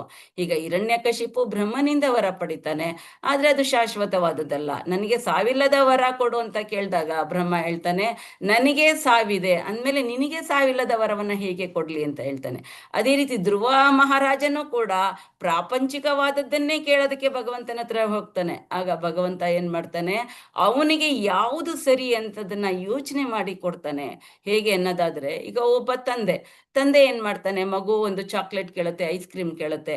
ಆಗ ತಂದೆ ಏನ್ ಮಾಡ್ತಾನೆ, ಆ ಮಗುವಿನ ಆರೋಗ್ಯದ ಮೇಲೆ ಇದು ಪರಿಣಾಮ ಬೀರುತ್ತೆ, ಹಾಗಾಗಿ ಇದನ್ನ ಕೊಡೋದು ಬೇಡ ಅಂತ ಅಂದ್ಬಿಟ್ಟು ತಂದೆ ಕೊಡೋದಿಲ್ಲ. ಆದ್ರೆ ಅದೇ ಮಗು ತನ್ನ ಚಿಕ್ಕಪ್ಪನೋ ತನ್ನ ಆಂಟಿನೋ ಅತ್ತೆನೋ ಯಾರ ಹತ್ರ ಆದ್ರೂ ಕೇಳಿದಾಗ ಅವ್ರೇನ್ ಮಾಡ್ತಾರೆ, ಮಗು ಕೇಳ್ತಾ ಇದೆ ಅಲ್ಲವಾ ಅಂತ ಅಂದ್ಬಿಟ್ಟು ಕೊಡಿಸ್ಬಿಡ್ತಾರೆ. ಮಗುವಿನ ಆರೋಗ್ಯದ ಮೇಲೆ ಇದು ಒಂದು ದುಷ್ಪರಿಣಾಮ ಬೀರುತ್ತೆ. ಅದೇ ರೀತಿ ಭಗವಂತ ಕೂಡ ನಾವು ಏನ್ ಕೇಳ್ತೀವಿ ಅದು ನಮ್ಗೆ ಸರಿ ಹೋಗುತ್ತಾ, ಅದು ನಮ್ಮ ಒಂದು ಆಧ್ಯಾತ್ಮಿಕ ದಾರಿಗೆ ಅದು ದಾರಿ ಮಾಡಿಕೊಡುತ್ತಾ ಅಂತ ಅನ್ನೋದನ್ನ ಯೋಚನೆ ಮಾಡಿ ಭಗವಂತ ಏನ್ ಕೊಟ್ರು ನಮ್ಗೆ ಕೊಡ್ತಾನೆ. ಹಾಗಾಗಿ ಇಲ್ಲಿ ಒಂದು ವೇಳೆ ಇದು ಕೃಷ್ಣ ಪ್ರಜ್ಞೆಯ ಪ್ರಗತಿಗೆ ಅನುಕೂಲವಾದಲ್ಲಿ, ಈಗ ದೇವತೆ ಹತ್ರ ಅವನು ವರವನ್ನ ತಗೋತಾ ಇದ್ದಾನೆ, ಅದು ಆಗಿದ್ದಾಗ ಇದು ಕೃಷ್ಣ ಪ್ರಜ್ಞೆಗೆ ಅನುಕೂಲವಾದ್ರೆ ವೈಷ್ಣವನೊಬ್ಬ ದೇವತೆಯಿಂದ ವರವನ್ನ ಸ್ವೀಕರಿಸಬಹುದು, ಇಲ್ಲದೆ ಇದ್ರೆ ಸ್ವೀಕರಿಸಬಾರದು. ಅದಕ್ಕೆ ಉದಾಹರಣೆ ಏನ್ ಕೊಡ್ತಾರೆ ಅಂತಂದ್ರೆ, ಗೋಪಿಯರು ಕೂಡ ದೇವತೆಯಾದ ಕಾತ್ಯಾನಿಯನ್ನ ಪೂಜೆ ಮಾಡ್ತಾರೆ. ಯಾತಕ್ಕೋಸ್ಕರ ಅಂತ ಹೇಳಿದ್ರೆ, ನಾವು ಕೃಷ್ಣನನ್ನ ತಮ್ಮ ಪತಿಯಾಗಿ ಪಡ್ಕೋಬೇಕು ಅನ್ನೋದಾಗಿರುತ್ತೆ. ಅಲ್ಲೂ ಕೃಷ್ಣನ ವಿಷಯವಾಗಿ ಅವರು ದೇವತೆಗಳನ್ನ ಆರಾಧನೆ ಮಾಡ್ತಾ ಇದ್ದಾರೆ. ಇದು ಸರಿ ಅಂತ ಹೇಳ್ತಾ ಇದ್ದಾರೆ. ರುಕ್ಮಿಣಿ ದೇವಿ ಕೂಡ ಅವಳು ದುರ್ಗಿಯನ್ನ ಮದುವೆಗೆ ಮುಂಚೆ ದುರ್ಗಿಯನ್ನ ಅವಳು ಆರಾಧನೆ ಮಾಡ್ತಾಳೆ. ಯಾಕೆಂದ್ರೆ ಭಗವಂತ ಶ್ರೀಕೃಷ್ಣನೇ ನನ್ನ ಪತಿಯಾಗ್ಬೇಕು ಅಂತ. ಹಾಗೆ ಕೃಷ್ಣನ ವಿಷಯವಾಗಿ ದೇವತೆಗಳಿಂದ ನಾವು ವರವನ್ನ ಪಡ್ಕೋಬಹುದು, ಇದು ತಪ್ಪಿಲ್ಲ ಅಂತ ಇಲ್ಲಿ ನಮ್ಮ ಪ್ರಭುಪಾದರು ನಮ್ಗೆ ಇಲ್ಲಿ ಹೇಳ್ತಾ ಇದ್ದಾರೆ. ವೈಷ್ಣವನು ಒಬ್ಬ ದೇವತೆಯಿಂದ ಯಾವುದೇ ವರವನ್ನು ಕೇಳಲು ಆಸಕ್ತನಾಗಿರುವುದಿಲ್ಲ, ಅಥವಾ ಆತನು ತಮ್ಮ ಪರಮ ಪುರುಷನಿಂದಲೂ ವರಗಳನ್ನು ಕೇಳಲು ಆಸಕ್ತನಾಗಿರುವುದಿಲ್ಲ. ಒಬ್ಬ ಶುದ್ಧ ಭಕ್ತನಿಗೆ ಅವನಿಗೆ ಯಾವುದು ಬೇಡ, ಅವನಿಗೆ ಬೇಕಾಗಿರೋದೇನೋ ಅವನು ಮೋಕ್ಷವೂ ಕೂಡ ಅವನು ಇಷ್ಟಪಡೋದಿಲ್ಲ. ಅವನಿಗೆ ಬೇಕಾಗಿರೋದೇನೋ ಭಗವಂತನ ಭಕ್ತಿ ಸೇವೆ ಮಾತ್ರ. ಅನ್ಯಾಭಿಲಾಷಿತಾ ಶೂನ್ಯಂ ಜ್ಞಾನ ಕರ್ಮಾದಿ ಅನಾವೃತಂ ಆನುಕೂಲ್ಯೇನ ಕೃಷ್ಣ ಅನುಶೀಲನಂ ಭಕ್ತಿರುತ್ತಮ ಅಂತ ಹೇಳಿದ್ರೆ, ಯಾವುದು ಕೃಷ್ಣನ ಸೇವೆಗೆ ಅದು ಉಪಯೋಗಿಸಲ್ಪಡುತ್ತೋ ಅದನ್ನೆಲ್ಲವನ್ನ ಅವನು ಸ್ವೀಕಾರ ಮಾಡ್ತಾನೆ. ಯಾವುದು ಕೃಷ್ಣನ ಸೇವೆಗೆ ಉಪಯೋಗಿಸೋದಿಲ್ವೋ ಅದೆಲ್ಲವನ್ನ ಅವನು ಅದರಿಂದ ದೂರ ಮಾಡ್ತಾನೆ. ಹೀಗಾಗಿ ಅವನು ಭಗವಂತನ ಭಕ್ತಿ ಸೇವೆಯನ್ನ ಬಿಟ್ಟು ಬೇರೆ ಯಾವ ವರಗಳನ್ನ ಕೇಳೋದಕ್ಕೂ ಅವನು ಆಸಕ್ತಿಯನ್ನ ಪಡೋದಿಲ್ಲ. ಪರಮ ಪುರುಷನು ಶುದ್ಧ ಭಕ್ತನಿಗೆ ಮೋಕ್ಷವನ್ನು ನೀಡಬಹುದು ಎಂದು ಭಾಗವತದಲ್ಲಿ ಹೇಳಿದೆಯಾದರೂ ಶುದ್ಧ ಭಕ್ತನು ಅದನ್ನು ಸ್ವೀಕರಿಸಲು ನಿರಾಕರಿಸುತ್ತಾನೆ. ಧ್ರುವ ಮಹಾರಾಜನು ಮೋಕ್ಷವೆಂದು ಕರೆಯಲಾದ ಆಧ್ಯಾತ್ಮ ಲೋಕಕ್ಕೆ ತನ್ನನ್ನು ಕಳಿಸುವಂತೆ ಕುಬೇರನನ್ನ ಕೇಳಲಿಲ್ಲ. ಅವನು ಮೋಕ್ಷ ಪಡ್ಕೋಬಹುದಾಗಿತ್ತು, ಆದ್ರೂ ಅವನು ಕೇಳಲಿಲ್ಲ. ಆಧ್ಯಾತ್ಮ ಲೋಕದಲ್ಲಿ ಅಥವಾ ಭೌತಿಕ ಜಗತ್ತಿನಲ್ಲಿ ಎಲ್ಲೇ ಇರಲಿ ದೇವೋತ್ತಮ ಪರಮ ಪುರುಷನನ್ನ ಸದಾ ಸ್ಮರಿಸುತ್ತಿರಬೇಕು. ನಾವೇನು ಈಗ ಧ್ರುವ ಮಹಾರಾಜನಿಂದ ಏನ್ ಕಲಿಬೇಕು ಅಂತಂದ್ರೆ, ಯಾವಾಗ್ಲೂ ಭಗವಂತನ ಬಗ್ಗೆ ನಮ್ಗೆ ಅಚಲವಾದ ಶ್ರದ್ಧೆ ಇರಬೇಕು, ಮತ್ತೆ ಯಾವಾಗ್ಲೂ ಅವನನ್ನ ಸ್ಮರಣೆ ಮಾಡ್ತಾ ಇರಬೇಕು. ವೈಷ್ಣವನು ಸದಾ ಇತರರ ಬಗ್ಗೆ ಗೌರವವನ್ನು ಹೊಂದಿರುತ್ತಾನೆ. ಆದ್ದರಿಂದ ಕುಬೇರನು ವರವನ್ನು ನೀಡುವುದಾಗಿ ಹೇಳಿದಾಗ ಆತನು ಅದನ್ನು ತಿರಸ್ಕರಿಸಲಿಲ್ಲ. ಏಕೆಂದ್ರೆ ಇದು ಭಗವಂತನ ಭಕ್ತಿಗೆ ಉಪಯೋಗ ಆಗ್ತಾ ಇದೆ ಅಲ್ವಾ, ಅವನ್ ಬೇಡ ಅಂತ ಹೇಳಲಿಲ್ಲ. ಹಾಗಾಗಿ ಅವನು ಎಂತಹ ವರವನ್ನ ಕೇಳ್ದ? ತನ್ನ ಕೃಷ್ಣ ಪ್ರಜ್ಞೆಯ ಪ್ರಗತಿಗೆ ಅನುಕೂಲಕರವಾದದನ್ನ ಬಯಸಿದ. ಇದನ್ನೇ ಹೇಳೋದು ಭಕ್ತಿರಸಾಮೃತ ಸಿಂಧುವಿನಲ್ಲಿ, ಅನ್ಯಾಭಿಲಾಷಿತ ಶೂನ್ಯಂ ಜ್ಞಾನ ಕರ್ಮಾದಿ ಅನಾವೃತಂ ಆನುಕೂಲ್ಯೇನ ಕೃಷ್ಣಾನುಶೀಲನಂ ಭಕ್ತಿರುತ್ತಮ. ಭಗವಂತನ ಭಕ್ತಿಗೆ ಅದು ಅನುಕೂಲವಾದದ್ದೇ ಆಗಿದ್ರೆ ದೇವತೆಗಳಿಂದ ನಾವು ಆ ವರವನ್ನ ಪಡೆಯಬಹುದು ಅಂತ ಇಲ್ಲಿ ಪ್ರಭುಪಾದರು ನಮ್ಗೆ ಹೇಳ್ತಾ ಇದ್ದಾರೆ. ಹರೇ ಕೃಷ್ಣ. 10ನೇ ಶ್ಲೋಕ ಅರ್ಥ ಆಗ್ತಾ ಇದೆಯಾ? ಫಾಸ್ಟ್ ಆಗ್ತಾ ಇದೆಯಾ? ಹರೇ ಕೃಷ್ಣ. ಆಗ್ತದೆ ಮಾತಾಜಿ, ಅರ್ಥ ಆಯ್ತು. ಓಕೆ, ನೆಕ್ಸ್ಟ್ ಹೋಗೋಣ. ಶ್ಲೋಕ 10. ಅಥಾ ಯಜತ ಯಜ್ಞೇಶಂ ಕ್ರತೋರ್ಭಿರ್ಭೂರಿ ದಕ್ಷಿಣೈಃ ದಕ್ಷಿಣೆ ದ್ರವ್ಯ ಕ್ರಿಯಾ ದೇವತಾನಾಂ ಕರ್ಮ ಫಲಪ್ರದಂ. ಫಲಪ್ರದಂ. ಇನ್ನೊಂದ್ಸಲ ನಾನೇ ಹೇಳ್ತೀನಿ, ಆಮೇಲೆ ನೀವೆಲ್ಲ ಒಂದ್ಸಲ ಹೇಳಿ. ಅಥಾ ಯಜತ ಯಜ್ಞೇಶಂ ಕ್ರತುರ್ಭಿರ್ಭೂರಿ ದಕ್ಷಿಣೈಃ ದ್ರವ್ಯ ಕ್ರಿಯಾ ದೇವತಾನಾಂ ಕರ್ಮ ಫಲಪ್ರದಂ. ಹೇಳಿ ಒಂದ್ಸಲ. ಒಬ್ಬರು ಹೇಳಿದ್ರೆ ಸಾಕು ಮಾತಾಜಿ, ಯಾಕಂದ್ರೆ ನಿಮ್ಗೆ ಇದು ಉದ್ದ ಉಂಟು. ಹೌದೌದು. ಹರೇ ಕೃಷ್ಣ ಮಾತಾಜಿ. ಹರೇ ಕೃಷ್ಣ. ಅಥಾ ಯಜತ ಯಜ್ಞೇಶಂ ಕ್ರತುರ್ಭಿರ್ಭೂರಿ ದಕ್ಷಿಣೈ ದ್ರವ್ಯ ಕ್ರಿಯಾ ದೇವತಾನಾಂ ಕರ್ಮ ಫಲಪ್ರದಂ. ಹರೇ ಕೃಷ್ಣ. ನಾನು ಹೇಳ್ತೇನೆ, ಯಾಕಂದ್ರೆ ಆವಾಗ ಹೇಳಲಿಲ್ಲ. ಹೇಳಿ. ಅಥಾಯುಜತ ಯಜ್ಞೇಶಂ ಕ್ರತುರ್ಭಿರ್ಭುರಿ ದಕ್ಷಿಣೈ ದ್ರವ್ಯ ಕ್ರಿಯಾ ದೇವತಾನಾಂ ಕರ್ಮ ಫಲಪ್ರದಂ. ಧನ್ಯವಾದಗಳು. ಹರೇ ಕೃಷ್ಣ. ನಿಮ್ಮದು ನೀವು ಹೇಳುವಂತದ್ದು ಕ್ಲಿಯರ್ ಇದೆ, ನಿಧಾನ ಇದೆ, ಸರಿಯಾಗಿದೆ, ಒಳ್ಳೇದಿದೆ. ಓಕೆ ಮಾತಾಜಿ, ಕಂಟಿನ್ಯೂ ಮಾಡಿ. ಹರೇ ಕೃಷ್ಣ. ಲೇಟ್ ಆಗ್ತದೆ ಮಾತಾಜಿ ಅದಕ್ಕೆ. ಅಥ ಅಂತ ಹೇಳಿದ್ರೆ ಅನಂತರ. ಅಥ ಹೇಳಿ. ಅನಂತರ. ಅಯಜತ ಪೂಜಿಸಿದನು. ಯಜ್ಞ ಈಶಂ ಯಜ್ಞಗಳ ಒಡೆಯನಾದ. ಯಜ್ಞ ಈಶಂ ಯಜ್ಞಗಳ ಒಡೆಯನಾದ. ಕೃತುಬಿಹಿ ಯಾಗ ಕ್ರಿಯೆಗಳಿಂದ. ಕೃತುಬಿ ಯಾಗ ಕ್ರಿಯೆಗಳಿಂದ. ಭೂರಿ ಹೆಚ್ಚಾದ. ಭೂರಿ ಹೆಚ್ಚಾದ. ದಕ್ಷಿಣೈಹಿ ದಾನಗಳಿಂದ. ದಕ್ಷಿಣೈಹಿ ದಾನಗಳಿಂದ. ದ್ರವ್ಯ ಕ್ರಿಯಾ ದೇವತಾನಾಂ ಯಜ್ಞಕ್ಕೆ ಬೇಕಾದ ವಿವಿಧ ಸಾಮಗ್ರಿ ಕ್ರಿಯೆಗಳು ದೇವತೆಗಳ. ಇನ್ನೊಂದ್ಸಲ ಹೇಳ್ತೀನಿ. ದ್ರವ್ಯ ಕ್ರಿಯಾ ದೇವತಾನಾಂ. ದ್ರವ್ಯ ಕ್ರಿಯಾ ದೇವತಾನಂ. ಯಜ್ಞಕ್ಕೆ ಬೇಕಾದ ವಿವಿಧ ಸಾಧನ ಸಾಮಗ್ರಿ ಕ್ರಿಯೆಗಳು ಮತ್ತು ದೇವತೆಗಳ. ಕರ್ಮ ಗುರಿಯಾದ. ಕರ್ಮಫಲ ಕ್ರಿಯೆಗಳ ಫಲವನ್ನು. ಪ್ರದಂ ಕೊಡುವವನನ್ನು. ಅನುವಾದ. ಧ್ರುವ ಮಹಾರಾಜನು ನಿವಾಸದಲ್ಲಿ. ಅನುವಾದ ಮತ್ತು ಭಾವಾರ್ಥ ಶ್ರೀಲ ಪ್ರಭುಪಾದರಿಂದ ಶ್ರೀಲ ಪ್ರಭುಪಾದರಿಗೆ ಜಯವಾಗಲಿ. ಧ್ರುವ ಮಹಾರಾಜನು ನಿವಾಸದಲ್ಲಿ ಇರುವ ತನಕವು ಸಕಲ ಯಜ್ಞಗಳ ಭೋಕ್ತೃವಾದ ದೇವೋತ್ತಮ ಪರಮ ಪುರುಷನನ್ನು ಸಂತುಷ್ಟಪಡಿಸಲು ಅನೇಕ ವಿದ್ಯುಕ್ತ ಮಹಾಯಜ್ಞಗಳನ್ನು ನೆರವೇರಿಸಿದನು. ನಿರ್ದಿಷ್ಟವಾದ ವಿದ್ಯುಕ್ತ ಯಜ್ಞಗಳು ಭಗವಾನ್ ವಿಷ್ಣುವಿನ ತೃಪ್ತಿಗಾಗಿ ಮೀಸಲಾಗಿವೆ. ಭಗವಾನ್ ವಿಷ್ಣುವು ಅಂತಹ ಯಜ್ಞಗಳ ಉದ್ದಿಷ್ಟನಾಗಿದ್ದಾನೆ. ಅಲ್ಲದೆ ಅವನು ಯಜ್ಞ ಪರಿಣಾಮ ರೂಪವಾದ ವರಗಳನ್ನ ನೀಡುತ್ತಾನೆ. ಭಾವಾರ್ಥ ಓದಿ. ಹರೇ ಕೃಷ್ಣ. ಹರೇ ಕೃಷ್ಣ. ರತ್ನ ಮಾತಾಜಿ ಒಂದು ಪೇಜ್ ನೀವು ಓದಿ, ಅಥವಾ ರೆಡ್ಮಿ ನೋಟ್ ಓದ್ಲಾ ಮಾತಾಜಿ? ಓದಿ. ಯಜ್ಞ ಅರ್ಥಾರ್ಥ ಕರ್ಮಣು ಅನ್ಯತ್ರ ಲೋಕಾಯಂ ಕರ್ಮ ಬಂಧನ. ಇದನ್ನು ಭಗವದ್ಗೀತೆಯಲ್ಲಿ 3.9 ಹೇಳಲಾಗಿದೆ. ಒಬ್ಬಾತನು ಕೇವಲ ದೇವೋತ್ತಮ ಪರಮ ಪುರುಷನನ್ನು ಸಂತುಷ್ಟಿಗೊಳಿಸಲೆಂದೇ ನಡೆಸಿಕೊಳ್ಳಬೇಕು ಅಥವಾ ಕಾರ್ಯವನ್ನು ಮಾಡಬೇಕು. ಆಗಿಲ್ಲದಿದ್ದರೆ ಆತನು ಅವುಗಳ ಪರಿಣಾಮ ರೂಪವಾದ ಪ್ರತಿಕ್ರಿಯೆಗಳಲ್ಲಿ ಸಿಕ್ಕಿಕೊಳ್ಳುತ್ತಾನೆ. 4 ವರ್ಣಗಳು ಮತ್ತು ಆಶ್ರಮಗಳ ವಿಭಾಗ ಅನುಸಾರವಾಗಿ ಕ್ಷತ್ರಿಯರು ಮತ್ತು ವೈಶ್ಯರು ವಿದ್ಯುತ್ಯರು ಮಹಾಯಜ್ಞಗಳನ್ನು ನಿರ್ವಹಿಸಬೇಕೆಂದು ಮತ್ತು ತಾವು ಕೂಡಿಟ್ಟ ಐಶ್ವರ್ಯವನ್ನು ಧಾರಾಳವಾಗಿ ವಿತರಣೆ ಮಾಡಬೇಕೆಂದು ವಿಶೇಷವಾಗಿ ಉಪದೇಶಿಸಲಾಗಿದೆ. ಆದರ್ಶ ಶಕ್ತಿನಾಗಿದ್ದುದರಿಂದ ಧಾರಾಳವಾಗಿ ದಾನ ಮಾಡುತ್ತಾ ಅಂತಹ ಅನೇಕ ಯಜ್ಞಗಳನ್ನು ನಿರ್ವಹಿಸಿದನು. ಕ್ಷತ್ರಿಯರು ಮತ್ತು ವೈಶ್ಯರು ಐಶ್ವರ್ಯವನ್ನು ಅಪಾರವಾಗಿ ಸಂಪಾದಿಸಿ ಸಂಗ್ರಹಿಸಬಹುದೆಂದು ಭಾವಿಸಲಾಗಿದೆ. ಕೆಲವು ವೇಳೆ ಅವರು ಪಾಪಗಳನ್ನು ಮಾಡಿಯೂ ಗಳಿಸುವವರು. ಕ್ಷತ್ರಿಯರು ರಾಜ್ಯವನ್ನು ಆಳಲು ನಿರ್ದಿಷ್ಟರಾದವರು. ಉದಾಹರಣೆಗಾಗಿ ಧ್ರುವ ಮಹಾರಾಜನು ರಾಜ್ಯ ಭಾರ ಮಾಡುವ ವೇಳೆಯಲ್ಲಿ ಯುದ್ಧ ಮಾಡಬೇಕಾಗಿ ಬಂದು ಅನೇಕ ಕ್ಷತ್ರಿಯರನ್ನು ಸಂಹರಿಸಬೇಕಾಯಿತು. ಇಂತಹ ಕಾರ್ಯವು ಕ್ಷತ್ರಿಯರಿಗೆ ಅವಶ್ಯವಾದುದು. ಕ್ಷತ್ರಿಯನು ಹೇಡಿಯಾಗಿರಬಾರದು ಹಾಗೂ ಅವನು ಅಹಿಂಸಕರನ್ನು ಆಗಿರಬಾರದು. ರಾಜ್ಯವನ್ನು ಆಳಲು ಅವನು ಹಿಂಸಾತ್ಮಕವಾಗಿ ವರ್ತಿಸಬೇಕಾಗುತ್ತದೆ. ಆದ್ದರಿಂದ ಕ್ಷತ್ರಿಯರು ಮತ್ತು ವೈಶ್ಯರು ಅವರವರ ಕೂಡಿಟ್ಟ ಐಶ್ವರ್ಯದಿಂದ ಕೊನೆಯ ಪಕ್ಷ ಅರ್ಧದಷ್ಟನಾದರೂ ದಾನ ಮಾಡಬೇಕೆಂದು ಉಪದೇಶಿಸಲಾಗಿದೆ. ಒಬ್ಬಾತನು ಸನ್ಯಾಸಾಶ್ರಮವನ್ನು ಪ್ರವೇಶ ಮಾಡಿದರೂ ಯಜ್ಞ ದಾನ ಮತ್ತು ತಪಸ್ಸನ್ನು ಬಿಡಬಾರದು ಎಂದು ಭಗವದ್ಗೀತೆಯಲ್ಲಿ ಹೇಳಲಾಗಿದೆ. ಅವುಗಳನ್ನು ಎಂದೂ ಬಿಡಬಾರದು. ತಪಸ್ಸೆಯು ಸನ್ಯಾಸಾಶ್ರಮಗಳಿಗೆ ಉತ್ತಿಷ್ಟವಾಗಿದೆ. ಪ್ರಾಪಂಚಿಕ ಚಟುವಟಿಕೆಗಳಿಂದ ನಿವೃತ್ತರಾದವರು ಸಹ ತಪಸ್ಸನ್ನು ಆಚರಿಸಲೇಬೇಕು. ಭೌತಿಕ ಜಗತ್ತಿನಲ್ಲಿರುವ ಕ್ಷತ್ರಿಯರು ಮತ್ತು ವೈಶ್ಯರು ದಾನವನ್ನು ಮಾಡಲೇಬೇಕು. ಬ್ರಹ್ಮಚಾರಿಗಳು ತಮ್ಮ ಜೀವನದ ಆರಂಭದಲ್ಲಿ ನಾನಾ ಬಗೆಯ ಯಜ್ಞಗಳನ್ನು ಮಾಡಲೇಬೇಕು. ಧ್ರುವ ಮಹಾರಾಜನು ಆದರ್ಶ ರಾಜನಾದುದರಿಂದ ದಾನ ಮಾಡುವ ಮೂಲಕ ತನ್ನ ಭಂಡಾರವನ್ನು ವಾಸ್ತವಿಕವಾಗಿ ಬರಿದು ಮಾಡಿದನು.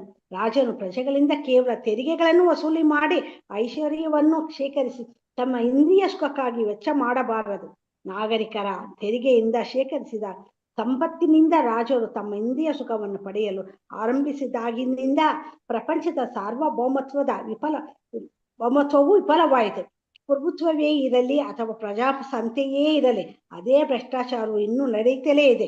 ಪ್ರಸ್ತುತ ಸಂದರ್ಭದಲ್ಲಿ ಪ್ರಜಾಪ್ರಭುತ್ವದಲ್ಲಿ ಅನೇಕ ಪಕ್ಷಗಳಿವೆ.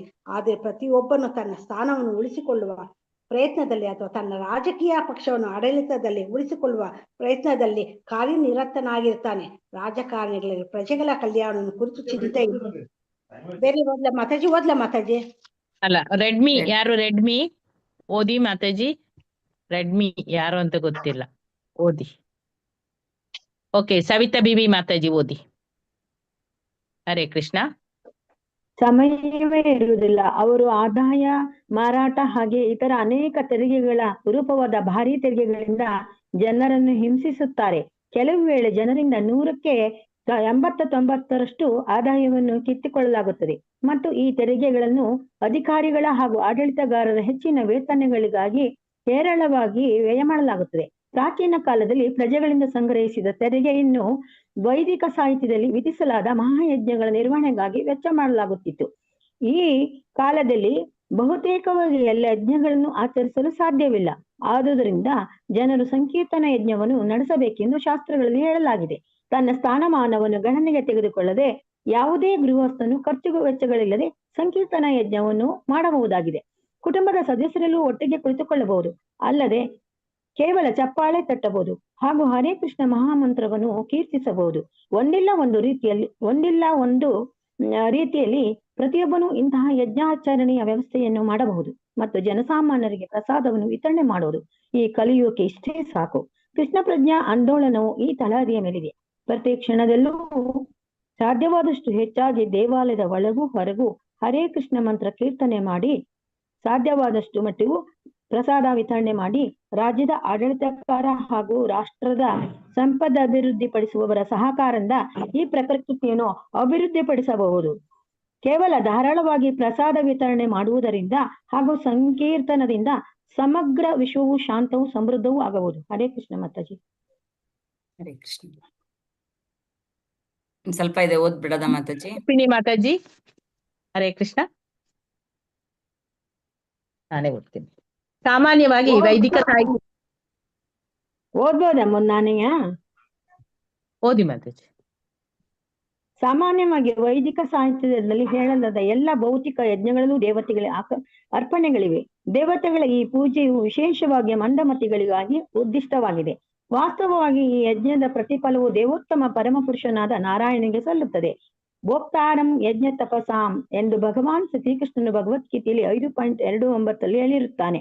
ವಾಸ್ತವಿಕವಾಗಿ ಎಲ್ಲ ಯಜ್ಞಗಳು ಭೋಕ್ತವು ಅವನೇ. ಅವನಿಗೆ ಯಜ್ಞ ಪುರುಷ ಎಂಬ ಹೆಸರಿದೆ. ಧ್ರುವ ಮಹಾರಾಜನು ಪರಮ ಭಕ್ತನಾಗಿದ್ದರಿಂದ ಅವನಿಗೆ ಈ ಯಜ್ಞಗಳಿಂದ ಏನೇನು ಆಗಬೇಕಿಲ್ಲವಾದರೂ ತನ್ನ ಪ್ರಜೆಗಳಿಗೆ ಒಂದು ಉದಾಹರಣೆಯನ್ನು ಸ್ಥಾಪಿಸಲು ಅನೇಕ ಯಜ್ಞಗಳನ್ನು ಮಾಡಿ ತನ್ನ ಸಕಲ ಐಶ್ವರ್ಯವನ್ನು ಸಕಲ ಐಶ್ವರ್ಯವನ್ನು ದಾನವಾಗಿ ನೀಡಿದ್ದನು. ಗೃಹಸ್ಥಾಶ್ರಮಿಯಾಗಿರುವವರೆಗೂ ಅವನು ತನ್ನ ಇಂದ್ರಿಯ ಸಂತೃಪ್ತಿಗಾಗಿ ಒಂದು ಚಿಕ್ಕಾಸನ್ನು ವೆಚ್ಚ ಮಾಡಿದ್ದಿಲ್ಲ. ಈ ಶ್ಲೋಕದಲ್ಲಿ ಕರ್ಮಫಲದಂ ಎಂಬುದು ಬಹು ಅರ್ಥವತ್ತಾಗಿದೆ. ಭಗವಂತನು ಪ್ರತಿಯೊಬ್ಬರಿಗೂ ಅವರವರ ಬಯಕೆಯಂತೆ ಭಿನ್ನ ಭಿನ್ನವಾದ ಕರ್ಮಗಳನ್ನು ಕರುಣಿಸುತ್ತಾನೆ. ಅವನು ಪರಮಾತ್ಮನಾಗಿ ಪ್ರತಿಯೊಬ್ಬರ ಹೃದಯದಲ್ಲೂ ಸನ್ನಿಹಿತನಾಗಿರುತ್ತಾನೆ. ಹಾಗೆ ಒಬ್ಬಾತನು ತನ್ನ ಅಪೇಕ್ಷೆಗನುಗುಣವಾಗಿ ನಡೆಸಲು ಎಲ್ಲ ಅನುಕೂಲಗಳನ್ನು ಕೊಡುವಷ್ಟು ಕರುಣಾಮಯಿ ಉದಾರನೂ ಆಗಿರುತ್ತಾನೆ. ಆಗ ಕರ್ಮದ ಫಲವೂ ಕೂಡ ಜೀವಿಯಿಂದ ಅನುಭವಿಸಿದಂತಾಗುತ್ತೆ. ಒಬ್ಬಾತನು ಭೌತಿಕ ಪ್ರಕೃತಿಯನ್ನು ಅನುಭವಿಸಲು ಅಥವಾ ಅಳಲು ಬಯಸಿದರೆ ಭಗವಂತನು ಆತನಿಗೆ ಸಕಲ ಅನುಕೂಲಗಳನ್ನು ಮಾಡುತ್ತಾನೆ. ಆದರೆ ಅವನು ಪರಿಣಾಮ ರೂಪವಾದ ಪ್ರಕ್ರಿಯೆಗಳಲ್ಲಿ ಸಿಲುಕಿಕೊಳ್ಳುತ್ತಾನೆ. ಅಂತೆಯೇ ಸಂಪೂರ್ಣವಾಗಿ ಭಕ್ತಿ ಸೇವೆಯಲ್ಲಿ ನಿರತನಾಗಿರಲು ಯಾರಾದರೂ ಬಯಸುವುದಾದಲ್ಲಿ ಭಗವಂತನು ಅವನಿಗೆ ಪೂರ್ಣಾನುಕೂಲಗಳನ್ನು ಒದಗಿಸುತ್ತಾನೆ ಮತ್ತು ಭಕ್ತನು ಆ ಫಲಗಳನ್ನು ಅನುಭವಿಸುತ್ತಾನೆ. ಆದ್ದರಿಂದ ಭಗವಂತನನ್ನು ಕರ್ಮಫಲಪ್ರದ ಎಂದು ಕರೆಯಲಾಗಿದೆ. ಹರೇ ಕೃಷ್ಣ ಮಾತಾಜಿ. ಧನ್ಯವಾದಗಳು ಮಾತಾಜಿ. ಹರೇ ಕೃಷ್ಣ. ಏನ್ ಹೇಳ್ತಾ ಇದ್ರಲ್ಲಿ? ಧ್ರುವ ಮಹಾರಾಜನ ನಿವಾಸದಲ್ಲಿ ಇರುವ ತನಕೂ ಸಕಲ ಯಜ್ಞಗಳ ಭೋಕ್ತೃವಾದ ದೇವೋತ್ತಮ ಪರಮ ಪುರುಷನನ್ನು ಸಂತೋಷಪಡಿಸಲು ಅನೇಕ ವಿದ್ಯುಕ್ತ ಮಹಾಯಜ್ಞಗಳನ್ನ ನೆರವೇರಿಸಿದನು. ನಿರ್ದಿಷ್ಟವಾದ ವಿದ್ಯುತ್ ಯಜ್ಞಗಳು ಭಗವಾನ್ ವಿಷ್ಣುವಿನ ತೃಪ್ತಿಗಾಗಿ ಮೀಸಲಾಗಿವೆ. ಭಗವಾನ್ ವಿಷ್ಣುವು ಅಂತಹ ಯಜ್ಞಗಳ ಉದ್ದಿಷ್ಟನಾಗಿದ್ದಾನೆ. ಅಲ್ಲದೆ ಅವನು ಯಜ್ಞ ಪರಿಣಾಮ ರೂಪವಾದ ವರಗಳನ್ನ ನೀಡುತ್ತಾನೆ. ಪ್ರತಿಯೊಬ್ಬ ಮನುಷ್ಯನು ಒಂದು ಯಜ್ಞಗಳನ್ನ ಆಚರಿಸಲೇಬೇಕಾಗುತ್ತೆ. ಪಂಚಮಹಾಯಜ್ಞಗಳು ಅಂತಂದ್ರೆ ದೇವಯಜ್ಞ, ಬ್ರಹ್ಮಯಜ್ಞ, ಮತ್ತೆ ಪಿತೃಯಜ್ಞ, ಮನುಷ್ಯ ಯಜ್ಞ, ಭೂತಯಜ್ಞ. ದೇವಯಜ್ಞ ಅಂತ ಹೇಳಿದ್ರೆ ಹೋಮ, ಹವನಾದಿ, ಭಗವಂತನ ಪೂಜೆ, ಇವನ್ನೆಲ್ಲವನ್ನ ಪ್ರತಿಯೊಬ್ಬ ಮನುಷ್ಯನು ಮಾಡ್ಲೇಬೇಕಾಗುತ್ತೆ. ಇನ್ನು ಬ್ರಹ್ಮಯಜ್ಞ ಅಂತ ಹೇಳಿದ್ರೆ ಗುರುವಿನಿಂದ ನಮ್ಗೆ ಎಲ್ಲವೂ ಕೂಡ ಸಿಗ್ತಾ ಇದೆ. ಹಾಗಾಗಿ ಗುರುವಿಗಾಗಿ ನಾವು ಗುರುವನಿಗೆ ನಮ್ಮ ಜೀವನ ಇರೋ ತನಕ ಗುರುವಿಗೆ ನಮ್ರತೆಯಿಂದ ವಿಧೇಯತೆಯಿಂದ ಸೇವೆಯನ್ನ ಮಾಡ್ಬೇಕಾಗುತ್ತೆ. ಮತ್ತೆ ಪಿತೃಯಜ್ಞ, ಮತ್ತೆ ಇದು ತಂದೆ ತಾಯಿಗಳಿಗೆ ಅವರು ಗತಿಸಿದ ನಂತರ ಅಥವಾ ಇರುವಾಗ ಅವ್ರನ್ನ ಚೆನ್ನಾಗಿ ನೋಡ್ಕೋಬೇಕು. ಆಮೇಲೆ ಅವ್ರು ಗತಿಸಿದ ನಂತರ ತರ್ಪಣಗಳನ್ನ ಶ್ರಾದ್ದಗಳನ್ನ ಮಾಡಬೇಕು. ಅದಾದ್ಮೇಲೆ ಭೂತ ಯಜ್ಞ ಅಂತಂದ್ರೆ ಪ್ರತಿಯೊಂದು ಪ್ರಾಣಿ ಪಕ್ಷಿಗಳಿಗೂ ಕೂಡ ನಾವು ಆಹಾರವನ್ನ ಕೊಡಬೇಕು. ಮನುಷ್ಯ ಯಜ್ಞ ಅಂತಂದ್ರೆ ಮನುಷ್ಯನಿಗೆ ಅತಿಥಿಗಳು ಮನೆಗೆ ಅತಿಥಿಗಳು ಬರ್ತಾರೆ, ಬಂದಾಗ ಅವ್ರನ್ನ ಯೋಗ್ಯವಾದ ರೀತಿಯಲ್ಲಿ ಸತ್ಕರಿಸಬೇಕು. ಇದೆಲ್ಲವೂ ಕೂಡ ಮಹಾಯಜ್ಞಗಳು. ಈ ಮಹಾಯಜ್ಞಗಳನ್ನ ಪ್ರತಿಯೊಬ್ಬರು ಕೂಡ ಅನುಸರಿಸಬೇಕು ಅಂತ ಇಲ್ಲಿ ಶಾಸ್ತ್ರದಲ್ಲಿ ಹೇಳಲಾಗಿದೆ. ಇದನ್ನ ಪ್ರತಿಯೊಬ್ಬರು ಮಾಡಬೇಕು. ಹಾಗಾಗಿ ಇಲ್ಲಿ ಧ್ರುವ ಮಹಾರಾಜ ಕೂಡ ಅವನು ರಾಜನಾಗಿದ್ರು ಕೂಡ ಎಲ್ಲ ಯಜ್ಞಗಳನ್ನ ಭಗವಂತನ ಸಂತೃಪ್ತಿಗಾಗಿ ಅವನು ಮಾಡ್ತಾ ಇದ್ದ. ಯಜ್ಞಾರ್ಥಾತ್ ಕರ್ಮಣ ಅನ್ಯತ್ರ ಲೋಕಯಂ ಕರ್ಮ ಬಂಧನ, ಇದನ್ನು ಭಗವದ್ಗೀತೆಯಲ್ಲಿ ಹೇಳಲಾಗಿದೆ. ಒಬ್ಬಾತನು ಕೇವಲ ದೇವತಮ ಪರಮ ಪುರುಷನನ್ನು ಸಂತುಷ್ಟಿಗೊಳಿಸಲೆಂದೇ ನಡೆದುಕೊಳ್ಳಬೇಕು ಅಥವಾ ಕಾರ್ಯವನ್ನು ಮಾಡಬೇಕು, ಹಾಗಿಲ್ಲದಿದ್ದರೆ ಅವುಗಳ ಪರಿಣಾಮ ರೂಪವಾದ ಪ್ರತಿಕ್ರಿಯೆಗಳಲ್ಲಿ ಸಿಲುಕಿಕೊಳ್ಳುತ್ತಾನೆ. ಅಂತಂದ್ರೆ ನಾವು ಯಜ್ಞಗಳನ್ನ ಮಾಡೋದು ಎಲ್ಲವನ್ನ ಭಗವಂತನ ತೃಪ್ತಿಗಾಗಿ ಮಾಡಬೇಕು. ಅಕಸ್ಮಾತ್ ಅಲ್ಲೇನಾದ್ರೂ ನಮ್ಮ ಸ್ವಾರ್ಥ ಬಂತು, ನಮ್ಮ ಇಂದ್ರಿಯ ತೃಪ್ತಿಗಾಗಿ ಮಾಡಿದ್ರೆ ನಾವು ಅಲ್ಲಿ ಮತ್ತೆ ಬಂಧನದಲ್ಲಿ ಸಿಕ್ಕಿ ಹಾಕೊಳ್ತೀವಿ. ಹಾಗಾದ್ರೆ ಯಾರ್ಯಾರಿಗೆ ಹೇಳಿದ್ದಾರೆ ಈ ಯಜ್ಞಗಳನ್ನ? 4 ವರ್ಣಗಳು, 4 ಆಶ್ರಮಗಳು, ಏನೇನು ಭಗವಂತ ಮಾಡಿದಾನೋ, ಬ್ರಾಹ್ಮಣ, ಕ್ಷತ್ರಿಯ, ವೈಶ್ಯ, ಶೂದ್ರ ಎಲ್ಲರೂ ಕೂಡ ಈ ಒಂದು ಯಜ್ಞಗಳನ್ನ ಮಾಡ್ಲೇಬೇಕು. ಮತ್ತೆ ರಾಜ ಆದವನು ಅವನೇನ್ ಮಾಡ್ಬೇಕು? ಧಾರಾಳವಾಗಿ ಅವನು ದಾನವನ್ನ ಮಾಡ್ತಾ ಯಜ್ಞಗಳನ್ನ ಮಾಡ್ಬೇಕು. ಯಾಕೆ ದಾನವನ್ನ ಮಾಡ್ಬೇಕು ಅಂತ ಹೇಳಿದ್ರೆ, ಯಜ್ಞವನ್ನ ಮಾಡಿ ಅವನು ದಾನವನ್ನ ಅರ್ಪಣೆ ಮಾಡಿದಾಗ ಮಾತ್ರ ಆಗ ಆ ಯಜ್ಞದಲ್ಲಿ ಅವನು ಯಶಸ್ಸನ್ನ ಪಡ್ಕೋಬಹುದು.